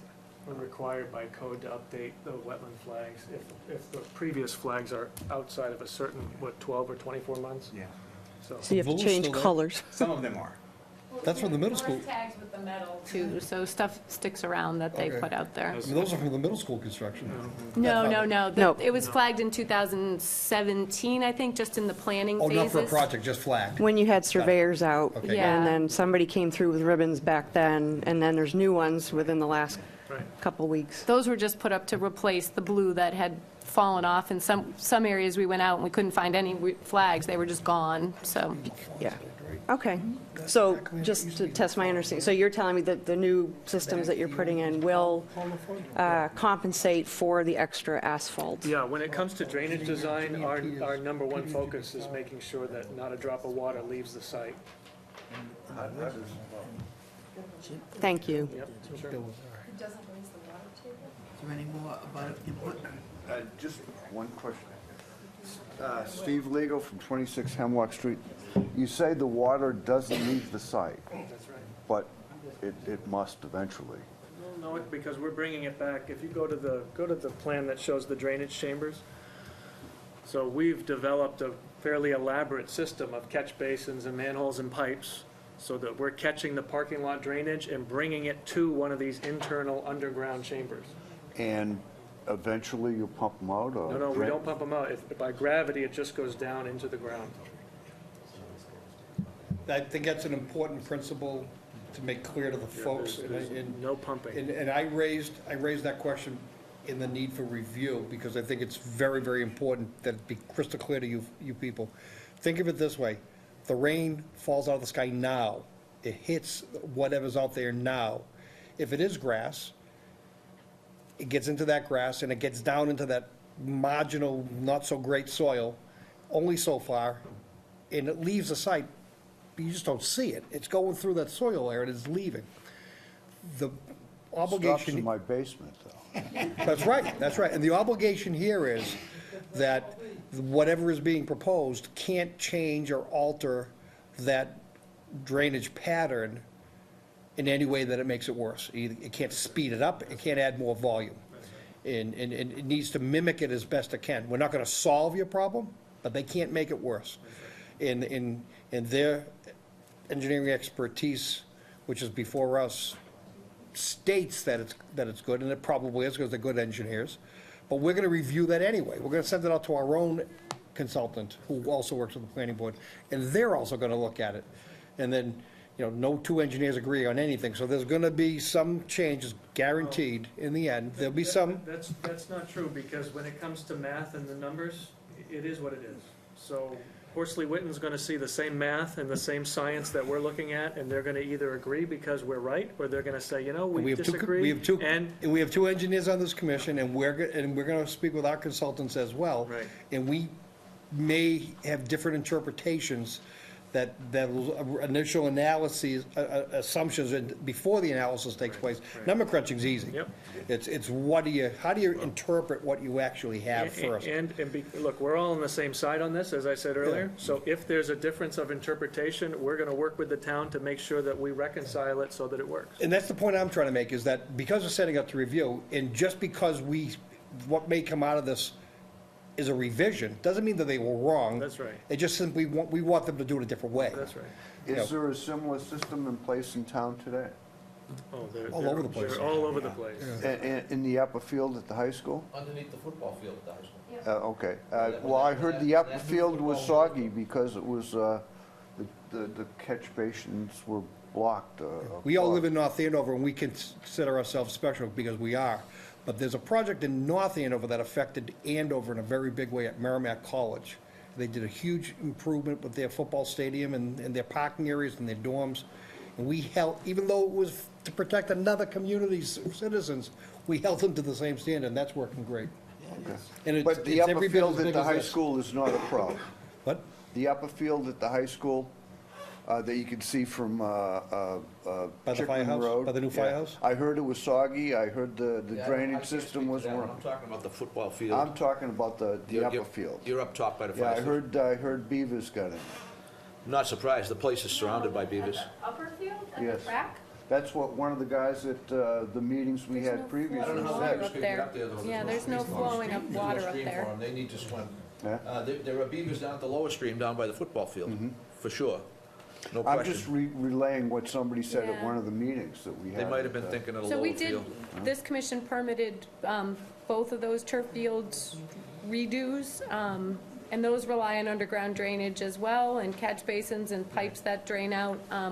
And I haven't heard any Any problems at Any all? problem? It's a with very them. common system, a very common way to handle this, and when they're done right, they work. So, When they're done right and maintained. That's right. And the O and M plan is going to be very, very important to this, and the town's understanding of what, it's great to build a new facility, it's great to get a grant to build it and have the money right up front to do it. What they need to fully understand is do you know what this costs to maintain, not just the aesthetic of what you see, but the undergrounds? This is a very, very costly system to maintain in the future, and it has to be for it to be successful. You can't walk away from it like a catch basin in the street that doesn't get cleaned but once every 5 years. This has to be maintained on a regular basis, and that's a huge burden to this town, and they better be prepared to live up to it, because the success for this over years to come to the abutters is that it has to work, and it has to be maintained to work. You can build it right, you can have all the money to build it right, you have to have the money and the wherewithal and the ability to carry it out every year in the future. The bulk of the drainage on this site is draining the athletic fields, and so you're right, the maintenance of the parking lot catch basins are important, but the bulk of the drainage on this site is actually the drainage of the fields. So the parking lot drainage, which is susceptible to bad maintenance and sedimentation and clogging, that's roughly a third of the drainage of the site. So we're on the plus side of the drainage equation when it comes to maintenance. So they have to, you heard him talk about the math? The math is the math, the numbers are the numbers. So they have to demonstrate to our engineers that their calculations for those chambers that are displayed on the screen there and here are correct and will perform as they say they will. They have to Will not demonstrate make my mathematically. water problems any worse. Pardon me? And will not make my water problems any worse. Well, they're being held to that. They're not allowed to have any post-construction runoff. The pre and the post have to be equal. So whatever runs off the site now, that number at the end of the project has to be the same. The pre and post have to be the same. They can't, or less. How They would they can't. measure it? Well, it's measured by the math that this gentleman talked about, the capacity of those chambers, how much they can accept, how long they'll hold it, how long it'll take them to discharge down. It's a big math problem. It's over my head. And could I ask one question before I go? Is this going to be the turf that has the ground-up tires in it? I don't know. Yes. It is? I heard at one time that may be a carcinogen. I haven't heard the carcinogen. What I've heard is all the professional teams and the college teams have, particularly in the warmer climes, have ripped out the old ones and put the new white ground-up rubber in because of the heat. It's the heat that are killing the players. And we haven't chosen the turf material yet, so we still have time to decide whether we want black That is or part of the white. filtering system. These are really, we're happy to keep going, but Oh, these are sorry. kind These aren't of conservation questions. planning board comments. Well, really. I thought because of the water, the quality of the water, you did talk about it, I thought. So you guys are gonna have to go to planning. Yeah. Yeah, the and we'd have no problem continuing, but these are kind of. Steve, the town will planning- buy a canoe. Thank you. Steve Fosha, Parker Street, North Andover, 40 years. How are you? I'm concerned about the traffic and the parking that this is going to create on Parker Street. As it is now, when there's a function at the middle school, they double park on Parker Street. You can't get out of your driveway, you can't get up the street, you can't get down the street. Now, since they put in new sidewalks on Parker Street, they narrowed the road. Now it's like a cow path. Every time there's a function at the middle school, they're parked everywhere, on your lawn, in your driveway, and you name it, they're there. And this, I think, is going to be a big problem because people make it the easiest route. Why park in a parking lot when I can park on Parker Street or Faulkner Road and get out of there quick without waiting in line? And while we're at it, when they put the new sidewalks in, they put a big sign up at the gates. Vehicles not to go into the middle school, exit only. Do not enter. It's a zoo up there. People dropping their kids off in the morning and at any time up there at 40 miles an hour, 40 miles out. They don't stop. They go through the gate. They don't care about signs. They don't care about kids on their bicycles. And this is going to create another problem because they're going to come up here. You're going to have noise. You're going to have fields. And it's wonderful. We're going to have artificial turf and we're going to have lights because Andover has artificial turf and we got blah, blah, blah, blah. But it's going to create a big nuisance. Of course, nobody cares because nobody lives in that neighborhood. Mr. Fauci, It's just- let me say this. We're the Conservation Commission. I wish we had as much authority as you think we do. That little curved green line, the wetland line, is the only thing that they're here with us for tonight. Everything you just said needs to be said at the planning board. So when they go to the planning board, you need to go to that meeting and say that. They don't care. But we It's can't, like- we have nothing to do with that. They don't I care. understand every word you say, but we town can't do meetings. it. I'm the only one at the town meeting that voted no on this. $8 million for this project. What Why I'm do we sa- need a bocce court? Who knows bocce but a 90-year-old Italian guy knows bocce? I am the bocce They king. don't understand bocce. Let's put a yo-yo court up there. This is ridiculous. They ought to take that $8 million, So that's got nothing to do with conservation. Public works, increase the public works so that they will clean up this town that's turning into a dump. Now, they don't cut trees anymore because all of a sudden, all those trees on the side of the road, the GPS says they're odd trees. We have to trim them now because there's no public works. People, if you increase public works, take that $8 million, put it into the town for some good use, except for these stupid baseball fields with artificial turf. You know what I do for a living? And traffic. I'm a public works director, so thank you very much for supporting us. Not in this town, but exactly. I understand your frustration, but what we're here for is just that wetland issue. Because the stormwater collection and management of the site affects our wetland area, and it's beyond that. We're kind of flexing our But muscles they're a not bit. going into the woods, right? And they're not, and we're flexing our muscles a bit, saying that this whole stormwater system, even though it's outside the work area of our jurisdiction, it still affects, has the potential to affect our wetland. So we're gonna ride along with the planning board's review of stormwater only. What, This traffic issue is legit, but not to this commission. It's just not anything not to do with any- us. Not to any commission. Well, You need to say it to the planning board. They're good people. I agree with you 100% because I'm there every day. picking up my grandson or dropping him off. It's awful. That speed bump is a ramp so people can go past the Driscoll house and I watch him, I see, I do not enter, they should just put a green light and say, come on in. I'm out there all the time screaming at him. One of these days, someone's gonna shoot me because I'm out there Officer screaming. Dris- This kid's walking, well, anyway, I'll let someone else talk. I'm out of here. Officer Driscoll says to Al, was it the But everything that is our jurisdiction, we're gonna do our job as we always do. We're gonna make sure that they're held to a good standard that we hold everybody to. Even though it's a town project, we make sure the town complies with our regulations. And we're confident it'll go that way. These are good professional people. So let me just tell you, Lou and I went to high school, that school, what's now the middle school, and it was a lot worse back then than it is now. Oh, God, yeah. We used to park in that parking lot, we had a, Yes, cars we over did. there. All right, There was Mr. more than Chairman, I think sand we going to should- the woods. Okay. That's right. Let's I think we move should- on. I think we Thank- should. So what do we need to do right now? If I may, I have a question. Oh, I'm sorry. I'm sorry. And we'll get it Sorry. back actually to the water flow within the area. Attaboy. I know that you've looked at the drainage of the site itself. Oh, I'm sorry, I'm Matthew Richardson, 30 Spruce Street. Because I know that part of the water does flow through my basement. I actually haven't figured out which direction it goes in. And I know that you look at the site, and you don't want any more water to go off of it.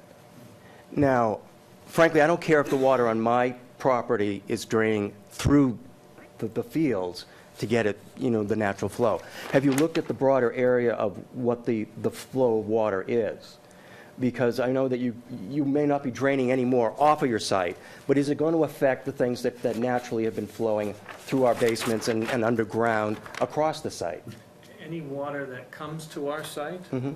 is part of the watershed of the project, and we're accounting for it on the plan. Okay. And are your your chambers, are they going to be lower than our basement floors, by the way? I heard a question and a statement made and an answer that don't necessarily align from what I heard. You've looked at the water that's coming off the site onto your site at the surface, not groundwater. That's correct. Yeah, Not correct. groundwater. I think he's talking groundwater. I'm talking groundwater. We're not looking at we're not looking at the groundwater. Yeah, I want to make sure that you're not answering a different question. I definitely heard him refer to groundwater migration. I know that, but I just want to be clear that, Joe, you mentioned fresh water table in that area. That could be an issue. could be, but it, you know, if they get sufficient soil sampling and lot of borings houses and that- and percolation that, tests done, have they done their job? That got sump pumps that are pumping out into the street on that area. Right. And, you know, a rich water table makes sense when because, you know, when. This people isn't a don't- very small localized condition. If you look at, Yeah, but you look if at our you'll feed- geology, if you got a go all big the way up to fresh water Green table Street, and you go up feed to the it all in Common, there, it's gonna go take that underground whole hill, horizontally. take that whole hill coming from the Common and the youth center where Milk Street cuts across, that whole flat area, that perched water table comes all, the reason why the 99 behind it floods, all the yards around it flood, it all breaks over towards Farwood.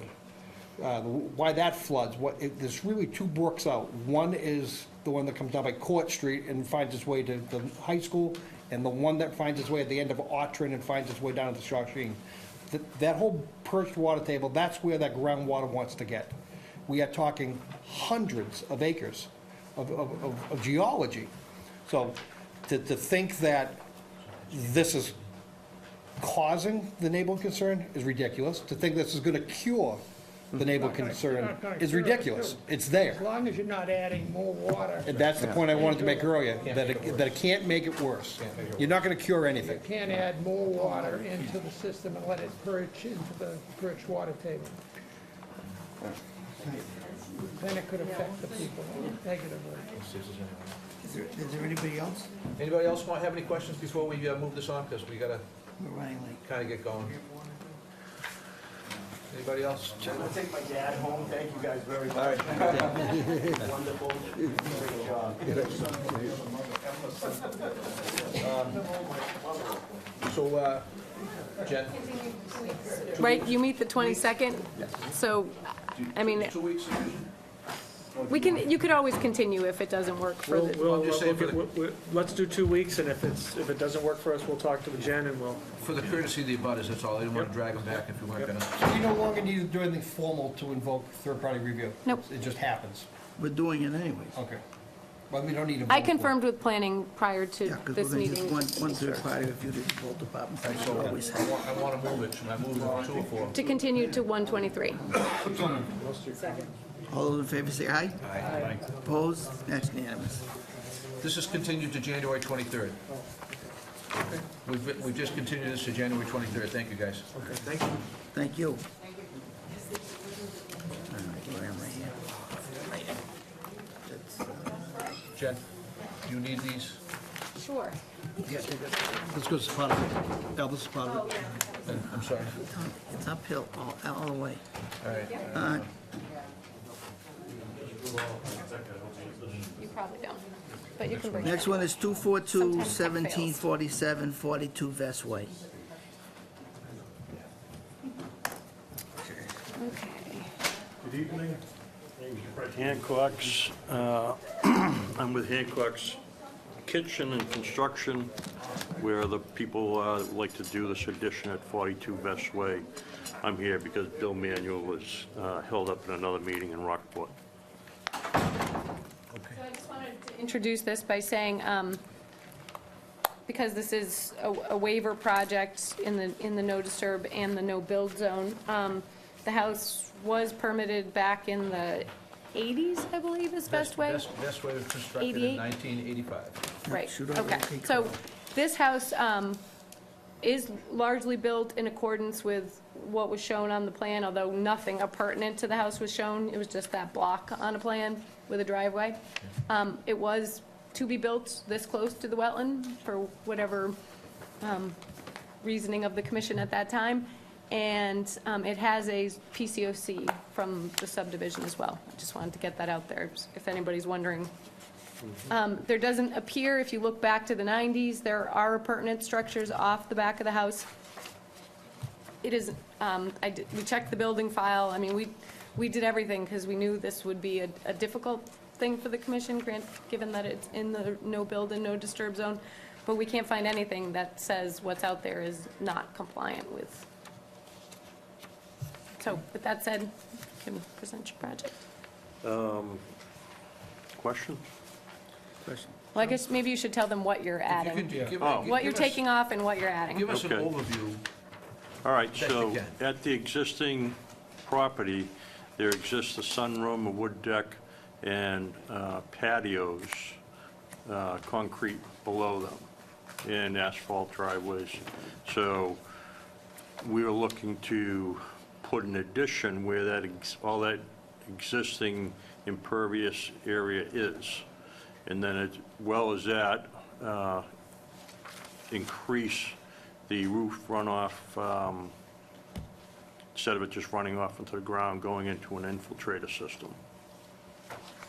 Will you be removing the portion of the driveway that extends beyond the Yes. existing garage? Yep. So there's, Oh, it's, it comes all the way. turns the corner, yeah. It comes all the way back here Right. now. It's not clear. I mean, that wasn't on the existing plan, so that would be if that piece of driveway were to come out right where this 46.7 Right, the line is, driveway, would stop there. Anyway, that's something for the, it doesn't show any driveway removal, but clearly what's under what you're showing as basement what's area. underneath, yeah, we don't plan on going any further than. Right, but something that could be beneficial to the commission is to remove that excess driveway that goes down behind the house. Oh, correct, yep. That'll be done because there's no use for it, because you can't drive on it, because there'll be a house there. Joe, you have any questions right now? I feel ignorant that I'm losing perspective of what I'm looking at here. So rather than what I have in front of me, let's just, let's stick with this. Yep. Right now, from the street, the driveway is to the left. Correct. It's garage under. You come back and Yes. garage under. Yep. What you're proposing now is going to eliminate the garage? or No, modify? no, what we're proposing to do, and I don't have one of those red things here. Sure, I'm trying to follow that. Go ahead. I'm not looking at the ground, we have the same All right, screen in front of us. Yeah. If you're looking Yeah. at the driveway to the left, the rear of the house, where it shows all the way to the upper right, first floor bedroom, wood deck, sunroom, basement. What is there now is going from basement, that's asphalt or concrete. The sunroom exists, It comes off the first floor of the house, so it's 8 feet above grade. And then there's a wood deck existing there. And then where it says first floor bedroom, what our proposal is to build a basement level and another level above that. So to match the sunroom. And So basically, it's an addition it's to the rear of the house. It's addition a to the rear of the basement house. level addition And- with an existing sunroom structure above that and a new first floor. So what I'm trying to wrestle with, I think we're getting there, getting close to being there, is there are, besides the house envelope itself, there are currently improvements to the rear of the main house already. So, I'm sorry, I had pictures of all of this, because I took them when we were out there, and I went to print them today, and they were gone. But right now, what you see as sunroom and wood deck exist above grade, and underneath is a pavement, basically. So it's already, What I'm that's saying exactly is my point, even though it's an addition, it's no worse than what's already there. Right, No but the closer. driveway comes down, and see that light gray line? And then Yep. basically goes under the sunroom patio and deck. What I was asking of him is, obviously, the pavement that's under the sunroom and deck are gonna come out, but could they also remove that, what looks like maybe 8 feet of pavement beyond the end of, what should have been the end of the driveway? At some point, that was expanded, again, who knows when. And so we were asking for that as a way to help lessen the impact of the addition. Of the project. I don't know if that's, I'm just saying, that's not something I had sort of looked at, given the way the plan is laid out, but now that I'm seeing it big screen, I'm thinking, they're I'm clearly thinking of the removing some. utility of the garage, if the garage is staying in place, and it is. Right, How so the when heck do you you come back out out, of when the you garage back and out of get the out? driveway, Well, you're still gonna need You a need a turnaround. hammerhead to get Yeah, out. You need or a maybe just some Some kind of of, it could be gravel. Once they take the pavement out that goes all the way under the rest of it, it might make sense to kind of make that a more, since that portion is like right next to the wetland, in the 25. And using the same plan that's on the wall here in front of us, Mm-hmm. where's that 50 line? Can you just, 50 runs right smack dab through the middle of the house. So we're Where the seeing number wood frame? 42 says, where the word, number 42 in the middle of the house, that's the 50-foot line right I there. see that, okay.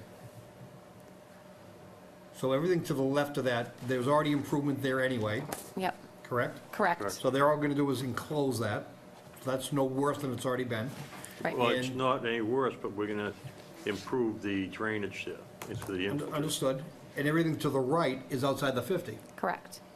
So it's threading the needle, but where we've got something that's close to a Well, compliant project. This has been in a discussion for quite some time, and I would never have let them move forward with this if we didn't have that exact conversation, that it's all out there, it's not really requesting, and again, that's why we researched whether anything, Any additions were built without permits. permits, Yeah. but it's very hard to tell, because the aerials that we have going back show the structures there. Okay, so now I understand the discussion with the driveway. So if we could eliminate as much of that pavement as possible that's not needed, it's Right. only a net improvement. Right, or make it pervious no in some questions. way. I have no question. I'm gonna defer it, but I'll come back. Al? Yep, thanks to Joe's inquiry, this is made clear to me, and I have no problem with this project. I'm looking at it, I'm looking at your project description and your notice of intent, I'm looking at the sketches of what's there now, pre-construction and post-construction, what you want to do. I understand it completely, and I don't have a problem with it. I'll move it down the table. Deb? I have no wishes. Doug?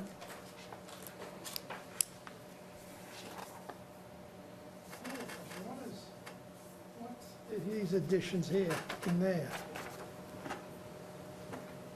That are shown, they don't appear in this, Which plan are you looking at? these two things here. Oh, alternatives This- analysis. So again, they requested the waiver to be working in the no disturbance. So that, there's a very thorough alternatives analysis to the end of the presentation that talks about what other things they considered. Obviously, putting an addition up the front of the house toward the road, including the fact that I think their septic system is out Putting it there. over here, this is. Right, Over they- Coltech chambers, right? The Coltech chambers are over there, but they couldn't, for zoning reasons, they have the setback line on there, wouldn't be able to do the addition on that side, so there's a fairly thorough alternatives analysis. My only question is, did someone consider the distance of the Coltech chambers to the septic system, and is that gonna be okay? I think that is, I think Bill checked all that You can out. check that out. And my only other request would be that there is no buffer zone to the wetland, and I talked about this with the homeowner when we were out there, that I think a modest buffer zone enhancement plan, again, it's a very modest backyard as well, but it drops right off into the wetland. So it's Yeah, like- there's it's sort of- probably, from the back of the house, from where the new structure is, the existing structures are, what, maybe 12 feet or something? Yeah, and Then then it goes there's- down into a little, what do you call it, a banjo? So would you refer to buffer zone enhancement? What would you Well, have in creating a buffer zone, basically. That's, again, as was just discussed, it's very narrow between the closest corner of the house, and they talked about removing pavement, but maybe somewhere in the neighborhood, as you get farther out, a 10-foot, 10 feet of shrubs, basically, is what we generally require. You've started having that conversation with the homeowner, and they Well- seemed agreeable to it, or? Well, I just think it's a good idea. If you, I think it's a good idea, did they seem agreeable to it? Yes, and I said that, these projects are often some give and take, and given that this slopes right off and into the wetland, again, nobody's dumping. We had the conversation. Yeah, and I've met with her, and I've met with Bill. I've It mentioned, just didn't show up on the plan. well, I mentioned to Bill, but you always have to have something to give and take, I understand that, so, but I would recommend, it's a sensitive area, it all drains to Mosquito Brook, and we would want to see a little protection, some posts and stop short of a markers. physical barrier. I would say, some posts and markers so someone understands that the plant shouldn't be mowed down and Right. that they're there for a reason, but other than that, I think it could be fairly basic, and I know Understood. Bill is more than qualified to put something like that together. Understood. Would you need like a fence or something? Or just Generally, I plant think material? the plant material, and then generally on 4x4 posts in a couple Yep. different locations, we'd put a wetland marker that basically says, do not disturb Yeah. zone. If this was a new proposal for a new house, we'd have a completely different conversation. Correct. We're recognizing would the need age to of this come house, before and we're really going very easy on this. Oh, thank you. It may not seem that way, but we are. Well, I think it's also a good presentation, and it's been well thought out, so Yeah. that helps. We recognize that, too. Any more questions, Doug? No. All right, I'm going to just explain to you my position on this. I was at first totally against it because in all the years that I've been on this commission, we've never approved a 25-foot building in a resource area. But, and the other thing was, there was no alternatives analysis presented, was proposed. It was originally. tough to present. We ran through all the alternatives ourselves, and we couldn't go to the right side of the property because of the No, I know, easement. I read it. But Okay. in other words, for us to grant the waiver, we have to have at least an alternative analysis that we decide Yep. which is the I- best way to go. And you have presented it, and I've read them all, and I'm impressed, so, and the commission is, that I've seen so far, is pretty much in favor of what's before us, so those are the only questions that I have. And actually, my interpretation is it's not even a waiver. It's that, replacing the things that are there are already impervious, and simply enclosing them is no greater impact than it's already there. It's not a waiver. Right, I would stick with the waiver just for the sake of, we could be asking them to improve the situation, as we often do, so. We can say it that way in the waiver. They're Right. providing stormwater runoff improvements that don't currently exist. Right, but a lot of times people come before us and we make them pull the project back out of some of the zone or something. When we can. Right, but I don't think, because of the reason Joe just stated, we're probably not going to ask them to do that because they're not making the situation any worse. All right, so we need so we get a vote on the waiver. Are we looking for revisions to the plan, or are we just gonna condition that I would like to see the mitigation proposal, because I think they should discuss it with the client, and I think they should talk about the driveway, because I'm not sure we talked specifics about the driveway. Yeah, the driveway, I think just the portions that were affected by Before we vote the the waiver, let's addition get the and- cleaning. Right. So we gotta continue. give the waiver first? We can No, vote we the, can grant the waiver. we can grant the waiver, if, just to make everybody feel good about it, because we're not gonna not grant it, it seems. Give and take kind of goes away when you're giving it up already. Oh, I'd rather- okay. I'd rather sit on See the waiver. See the mitigation See what first. the mitigation looks like. All right. 2 weeks or 4? 2, I think would be fine. All right, so we're 2 gonna- weeks, they we can, Continue for 2 weeks? Motion to continue. Wait, we gotta be agreeable, the applicant has to be agreeable. I saw him nod his head. Oh, you did? 23rd. All right, motion to continue has been moved, and Second. all those in favor say aye. Aye. Opposed? That's unanimous, thank you. Thank you. Oh, do you have is that your receipts? Butters? Yes, Yeah. I'll take those. I always forget to ask when these things get going. Thank you. Next one is an RDA So on, we're gonna do, check about the driveway and Conflict against my put neighbor. in the. Have Bill I know, propose that's some mitigation. Nice lady. Don't go outside.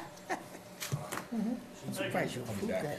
Pool, right? I'm recusing again for Yep. the record. Guys got way too much free time. At 46 Foster Street. Maybe you shouldn't have moved you so far back.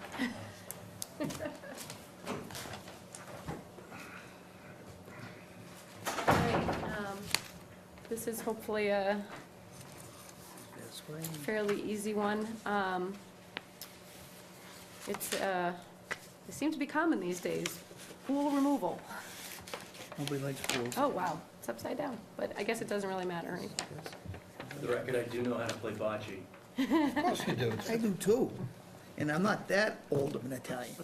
Yes, you are. Hey, don't push it. Let it be known that Germans and Irish are taking over bocce. Wow. All It's a right, good sport. so, All set? take it over. All right, good evening, Greg Hockmuth from Williams and Sparagus, here representing the property owners at 46 Foster Street. With me tonight also is Tim Breen. Tim's going to be the contractor on site. If this wasn't such a unique property, I probably would have told Tim to stay home, but it's sloping terrain, wetland resource area directly below. But the Breens have become slope experts over the past few years with 60 Deer Meadow. That's coming along really well. This isn't as steep, and this isn't as involved, but the gist of it is the client wants to remove the pool and patio. It's not a gunite pool, it's a liner pool, so it should come out pretty easy. But the problem is getting there. So they have to construct an access road around the left side of the house and then down towards the pool. There should be no need to stockpile materials. It's my understanding it's going to be loaded directly into the truck and removed from site. But because of the amount of trips that the truck's going to have to make, Jennifer brought it up today, I think it's a great idea to put a stone construction entrance just to kind of clean the tires before they get back out to Foster Street. The wetlands at the bottom of the hill, it pretty much follows the rear of an existing stockade fence. We are proposing to put a 12-inch diameter mulch sock with silt fence along the inside of that fence. Once the pool and patio and some of the stairs are removed, the area will just be regraded and then stabilized with some additional loam, some stony fill material, and then, if need be, a straw netting after it's seeded, just to hold it in place through the winter into the spring. We did that same method at 60 Deer Meadow. It worked really well. And believe it or not, there was no need to even reseed the following spring. The seed that was put down in the winter took hold and started growing in the spring. We can't come on the right side of the house. That's where the existing septic system is. And given the age of the house and the age of the system, it's probably a little too fragile to attempt to drive over, even with steel plates. And the slope is a little steeper on that side. So really the only access is on the left side of the house. And we may need to swing that mulch sock and erosion control out just a little bit, just to give a little bit more room to come in. That's just a plus or minus location for the sketch that we put together. Thank you, Greg. Joe? Yeah, I mean, the area photography doesn't do the slope justice, but I know the terrain out there, and I think I appreciate what you're talking about. The dot dash line up the top, that's the brook, right? Is that Mosquito Brook? No, that's just the wetland line. That is the wetland line. Yep. So it doesn't necessarily turn back up towards Foster, so the return of the mulch stock right where the arrow is, where it takes the angle, that's really just to choke the area off. So when you say you may need to move it and get the Yeah, machine just down swing there. it out a little bit, just to give Yeah. it some room to get in I between. mean, there's no the house. wetland area immediately to the left of that, all right.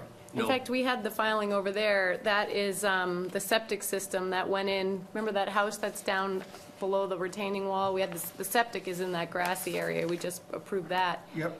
Yeah, there a were year or some two old ago. flags out there that we kind of started where they stopped. But that site too was pretty much a, deep dive off the back. Yeah, I was just trying to get a handle of, if he needs more room to get a machine down there or get trucks down there, is there a wetland that's right there that I'm just not seeing in this film? And the answer is no. No, no. The closest flags are what you see with that other line type. And Mosquito Brook, I think, is probably about 700 feet. So way out, all right. Yeah, yeah. But there is floodplain. We're not going to be filling floodplain or any of those resource areas. It should hopefully be pretty quick, and it's So something are that they bringing material in to fill, or are they gonna be just regrading what's out there to? they are going to have to bring in some material. There's a existing fieldstone wall, kind of 8 to 10 feet off the existing house that's starting to fall in spots. The idea was when that construction access road is put in, and I'm making it sound a lot more substantial than it is, they keep that slope in place going over the wall, so that wall wouldn't continue to fall. It would just back up and slope against that. And then where the pool is, it looks like a septic system that's kind of mounded up. That material is just going to be kind of moved around to make it a more uniform slope. So you're trucking in large quantities of fill to fill in a pool hole. You may bring some in, but mostly it's taking material out. There's gonna be some trucked in, but probably under 100 yards. Yeah. Got it. Jennifer, when we met, didn't wanna, there's a mound, like he said, where the pool is. She kinda wanted to leave that, so we're not gonna just flatten out what's there. Yeah, that's what I was trying to get to, is if you're not bringing material in, if you're regrading, what are the limits of regrading? And you're saying not much. Yeah, because we're teetering on the edge of a notice of intent, and we'd like to keep this in RDA, so we tried to keep the scope of work to a minimum. Understood, I'm all set. I spoke with Jen today about construction access was important to me. And despite no stockpiling, I would, even if you put it next to the pool, have a stockpile site, because I'm sure there's gonna be at some point, you're not gonna wait for the truck to come back with the clean material versus taking material, or you'll be there forever. At least if you have something there, an area that you're gonna use to stockpile, you can put some material there so you get something to do when the truck is gone. That's my own concern. Like I said, for some reason, you attract all I'm a pool fill specialist. when I used to do paving, that's what I used to get. I used to get all the hills and downhill driveways and uphill driveways. I used to get them all, not the nice ones that just 2 cars straight out of, away from the house. It's actually a lot tighter than it looks on the picture on the left of the house. I believe you. We don't really have any room to stockpile up top at all. I believe it. And the Deer Meadow project, Greg can attest to it. I was like, how are they gonna do this septic system? I was It like, looks very good out there. it's good. So, like I said, if you could, Greg, put some type of stockpile, because we will. I know they're gonna need it, because if they're gonna wait for a truck to come back and forth, it'll take forever to do. We'll talk out in the hall after the meeting, and I'll get a revised sketch over to Jennifer tomorrow. And, yeah, because you gotta put the construction road, access road in, on the plan also, correct? We can add that as well. I would like to see both. Yep. Also, the only way I'm going in is over her driveway as well. Mhm. That's the only way in and out. Yeah, but the wetlands are in the back. And like you say, it's hilly and, We had a small project applicant here earlier tonight, you may not have been here yet, Greg, and the scalability of his plan was a question, so even if there's just some sort of witness line from the wetland line that's approximate to those erosion controls, just some sort of dimension, so at least we have what that is. Yeah. You know, So we have something to hang our hat on. Yeah, it's going to be, yeah. No other way to describe it. Right, it's probably going to be less than 5 feet in most cases. From what, from the erosion controls to the wetland? Yeah, so there's a Along the back stockade line. fence. Along the back line, but along the sub, you're There's a paddock you're area 20, there. 30, you're 40 feet away from the wetland up here, right? Yeah, it's tough to see, but there is a little, There's a as Jennifer paddock. just described, a little Yeah. paddock that's been used as a garden with a shed slash see that. barn. So we had to come out around that. There's a little triangle that comes out on this side of the stockade fence. You can see those wetland flags there. But I'll put some dimensions on. I can scale a rough line there. That's, Because trying to see it in a picture, does, like Mr. Breen said, doesn't do it justice. Okay, Deb? Just a comment? Yeah. It seems like you guys know what you're doing, and good luck. thank you. Doug? Can you, is there room to get around the left side of the house driveway without cutting trees down? Her property's up here, the septic system she was talking about, that, the reason that her property literally drops off onto her neighbor's property on the left. There's really only one way we can go. It's a cliff between her house on the left and her neighbor's house. But you won't have to take any trees. So you gotta No, go there's around no the house. I on the can't left. take, there's no trees, no, it's no tree work at all, nothing's I mean, coming down. From the picture, you raise the picture a little. Yeah, her driveway's really wide. It actually goes around to the left Yep. of the garage as well. You just can't see it under the tree. Those Okay, so trees the are all trees- on her neighbor's property. Oh, all right, so they just, They kinda hang out over her house, but the actual stumps of the trees are so down. there is room on there that you can drive by. About, yeah, without probably problems. All right. 12 feet wide, I would say. Okay. All right. Okay. This is something that they were hoping to take advantage of frozen ground and try to do it this winter. I know it hasn't been approved yet, but I just wanted to throw that out there. If there was any way to expedite the issuance of a determination if the commission does decide to approve this You project. issue the negative number 3 with conditions. One of the conditions can be that they provide us with a detail of the construction access and the distance of the erosion controls. Yeah. I think those are fairly What I wanna minor be- things. what I want- I'm sure you're cognizant to it. Right now, we're in a pretty bad condition. We had a pretty good frost, we've had cyclical thawing, so we've got this slop of 2.5, 3 inches that's not frozen with frozen ground beneath it. Right. So even though you're dealing in the winter, you're not, right now, we're not dealing with frozen ground, you're dealing with the potential of stirring up a hell of a quagmire out there. Do you want a condition? I'd say that, no, I have no problem in doing it, but I want the ground to be frozen, a penetrating frost. And It's next supposed week it to might get- be. Yeah, It's coming, supposed it's to get coming in cold again, next 4 days. And they're trying to beat the snow. It looks like right now the snow's going to be a few weeks out, and things are going to firm up in the next couple of weeks based on the extended forecast I saw. If it's muddy, it's too steep to go down in the mud anyways. And that's what I want. So we've conditioned those before, pre-construction, a forecasted schedule, and we can approve the ground condition whether we think it's sound or not, based on all of those, rather than putting a date or the winter. Just you tell us when you want to do it, we'll go out, review the condition, ground condition, and say, it's appropriate or not. And you won't ask if it's not appropriate, I know you won't, so. He's the one that's gonna do the disappearing. So we need a motion. So it would be a negative number 3 with the conditions to provide the updated details requested, for work to be done under frozen conditions, and for there to be a pre-construction with a construction schedule. So moved. All those in favor say aye. Aye. Opposed, and that's unanimous. Thank you. It's making me feel old, you know that, don't Thank you very much. You're no kidding. you? Have a good night. He went to school with his mother and brother and father. 6th grade football coach. That's right. Got a good memory. That was 25 years ago. Huh? That had to be 25 years ago. Yeah, I would say, no, him, 25? If it was 6th grade, 6th grade would have made him 11. He's probably, I think he's around the age, I think he's 31, I think. Yeah, it's 20 years ago. Good.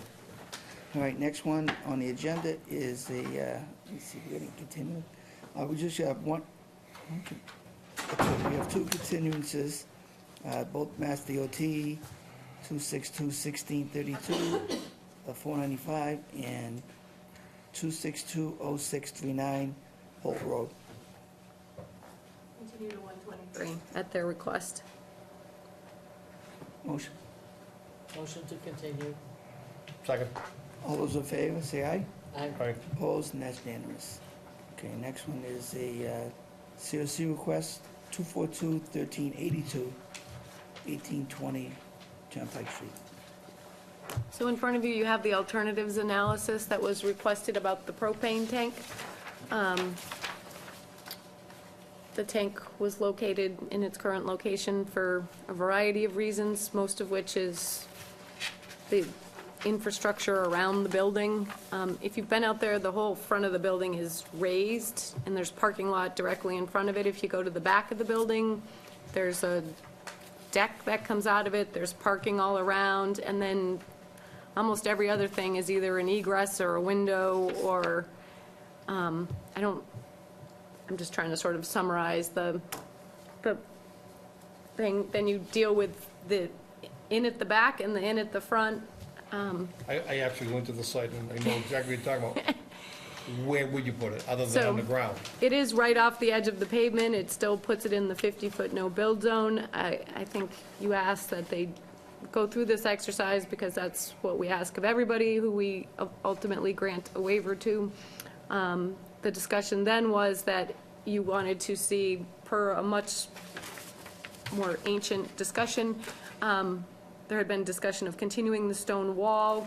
That seems like a sort of exercise, I don't want to say in futility because walls are nice, but they currently have a chain link fence started on part of the property. They would just continue that fence along the length of the wetland area, put up their markers, and hopefully that will help them resolve this issue getting a COC.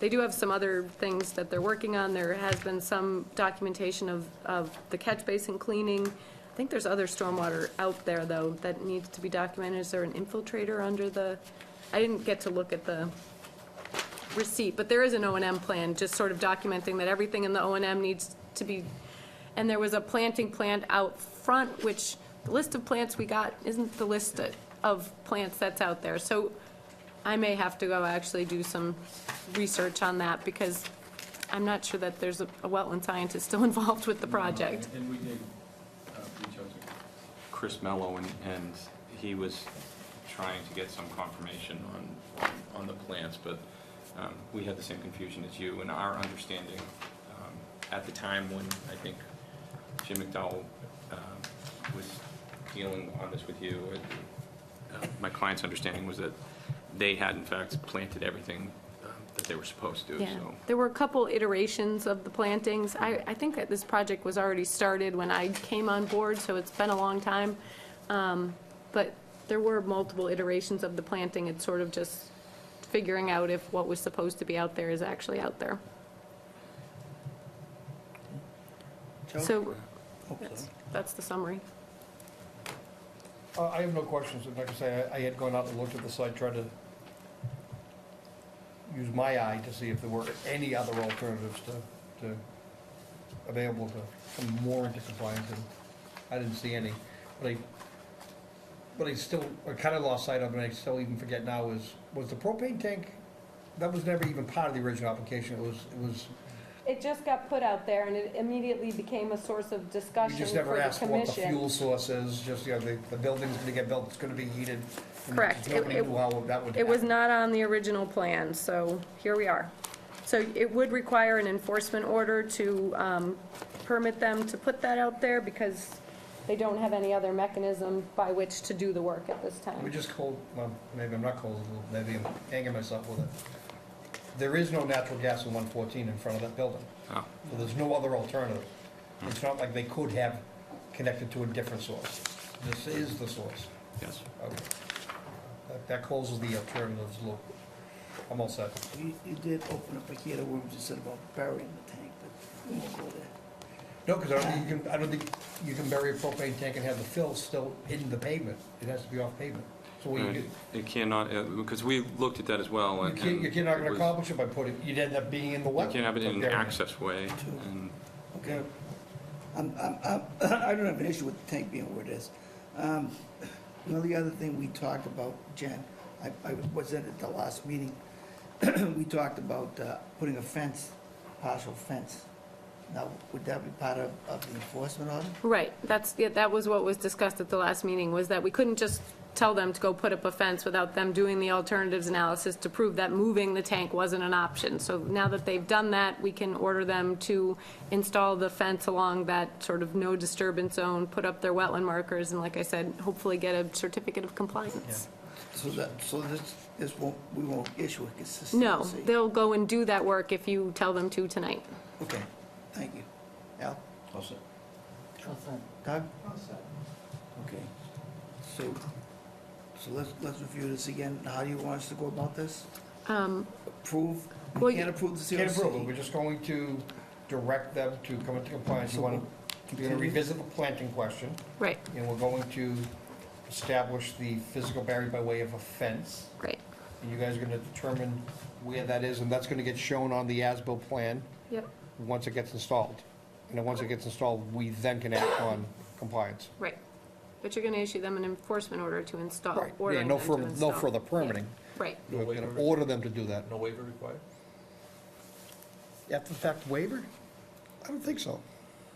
They took the trouble to submit an alternatives analysis, don't you want to? It was documented at the time. The problem is the order's expired now, so granting a waiver to what? I think we can document it in the enforcement order that we're allowing it to stay based on the alternatives analysis. As long as you find a way to incorporate that in there for reference. Yep, If you don't do that, then I think that's a mistake. okay. So Good what, point, good point.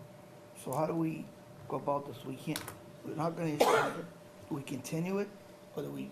No, we just, We issue the enforcement order and continue the matter for whatever amount of time you need to you get the need fence a new EO, up. or just want to modify the one, do you have one? We or- don't have one. All right, so we'll issue an enforcement order now. Okay, how much time do you need?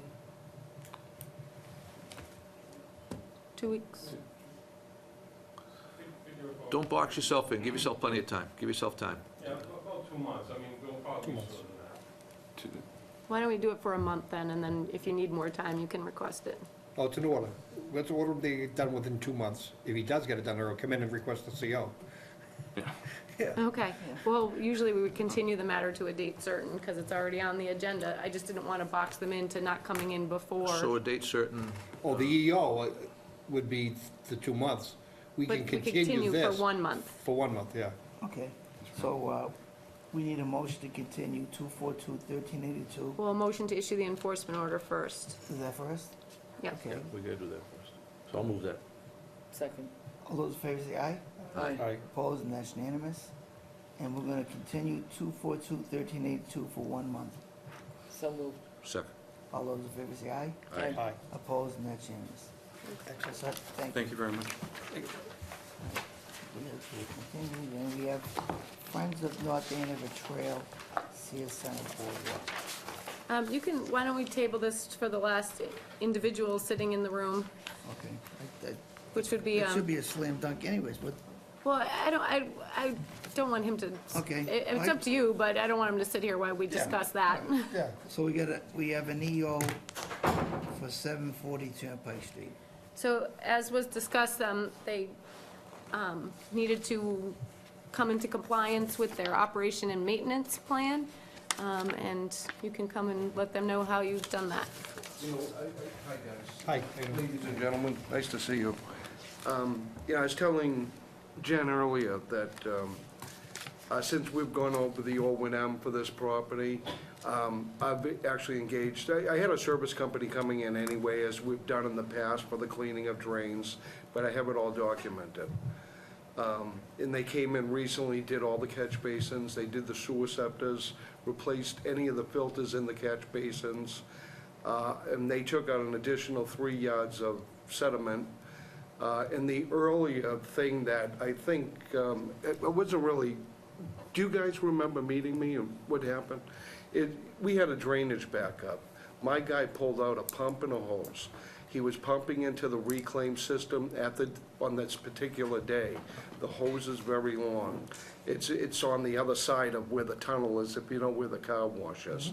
Yeah, I had it on videotape. I could see him stretch the hose around, pumping it in.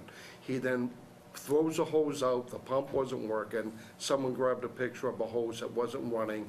He was rolling it up because it's almost the same length as the tunnel. I've gone through the O&M with him as well as, myself and Jen. I have documentations and photos of the drains being cleaned, and I'll continue to do this. I also met with the landscaping company, and I told him, it's Earthworks does all my snow removal. They remove any snow, we don't do any stockpiling. There's signs on the property, if I need it, I take it off.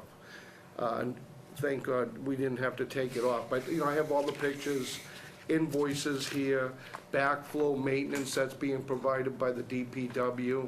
And I guess I can just hand this to Jen? Yes. Yep. And there were filters, proprietary filters that right. he was unsure of how to, those have since been replaced I as had well. called Merrimack Engineering, I talked to one of the engineers, and, basically he said, well, yeah, they're supposed to have the filters in them. And so I had my guy come out, he replaced every filter in the sewer, not the sewer, the catch basins. And then he also cleaned out the storm scepter, which is connected to a big, large storm tank, which I think I saw an earlier picture from another project, it's where the holding water goes into on that particular property.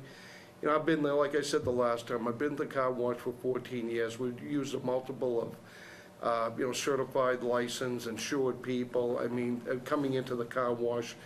You operated that one for 14 years? Yes, sir. Oh, wow. Yeah, we bought that from Lou Minicucci and a couple of other guys. They built it. And, I was a lot younger. I think Jen was started then too, right? I think we were all a lot younger. It was built when I got here. It was.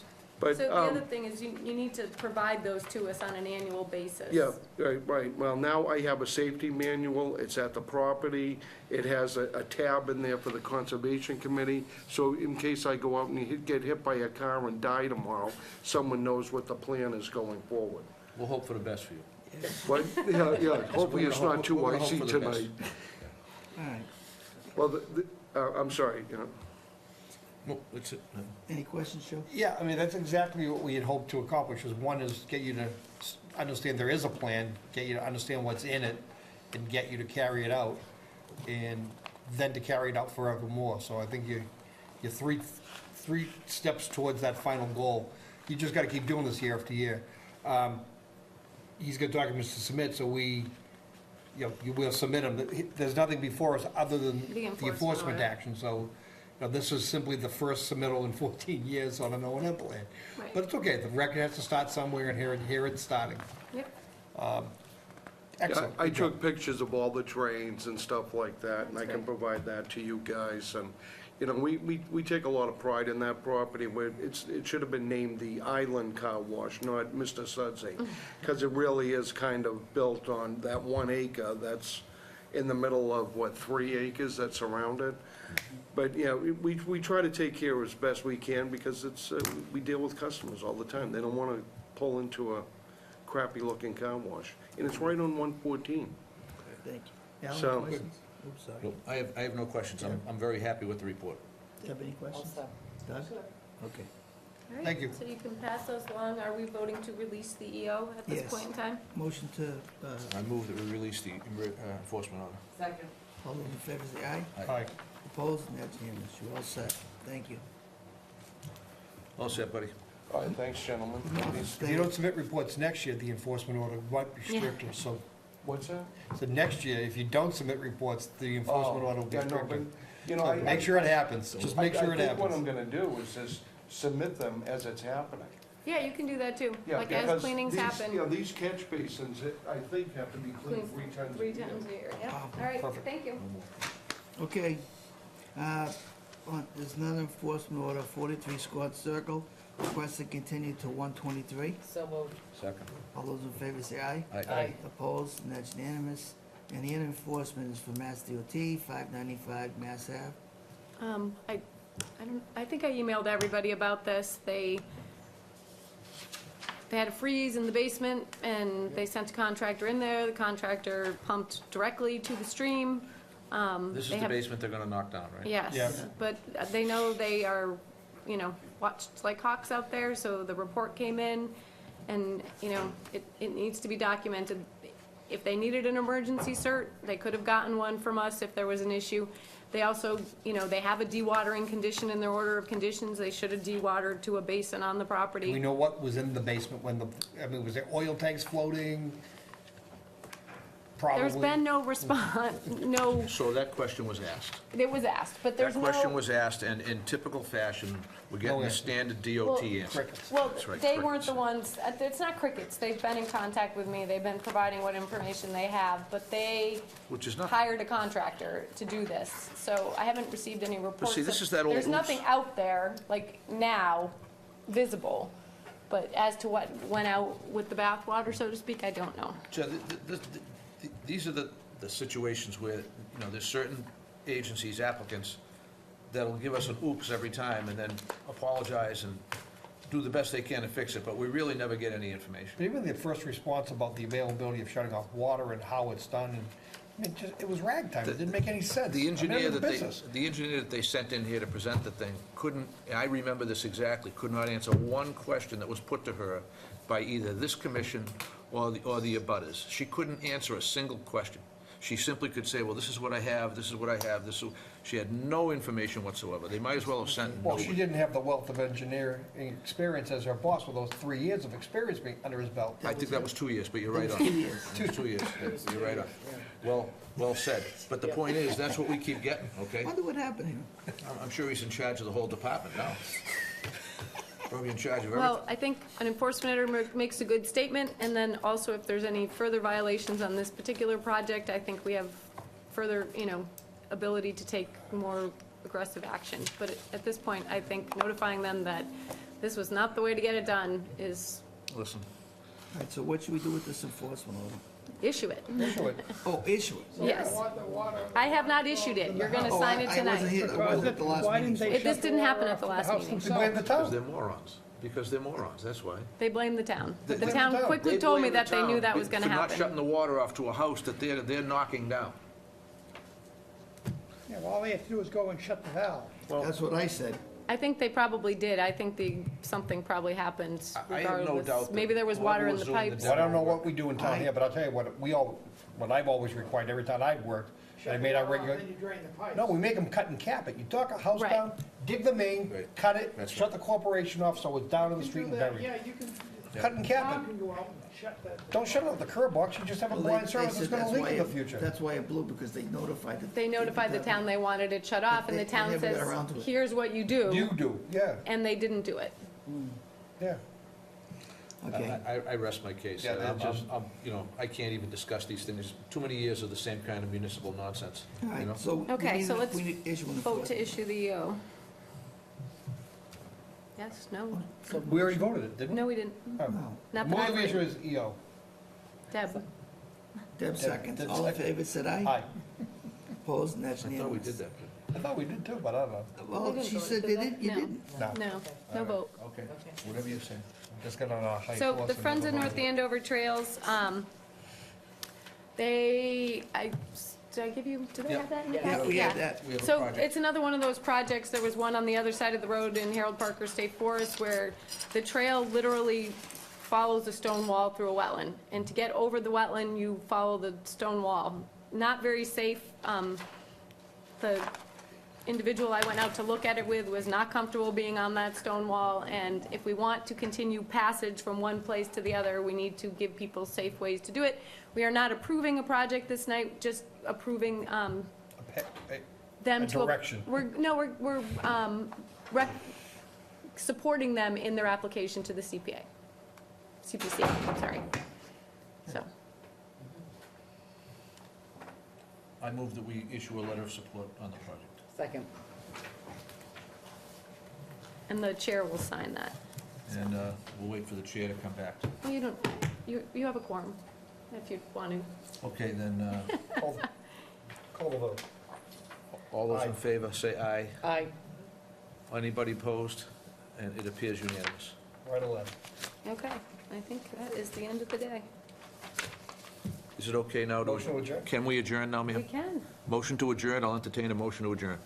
So moved. Second. Motion and second, all those in favor? Aye. Opposed? We are adjourned, thank you.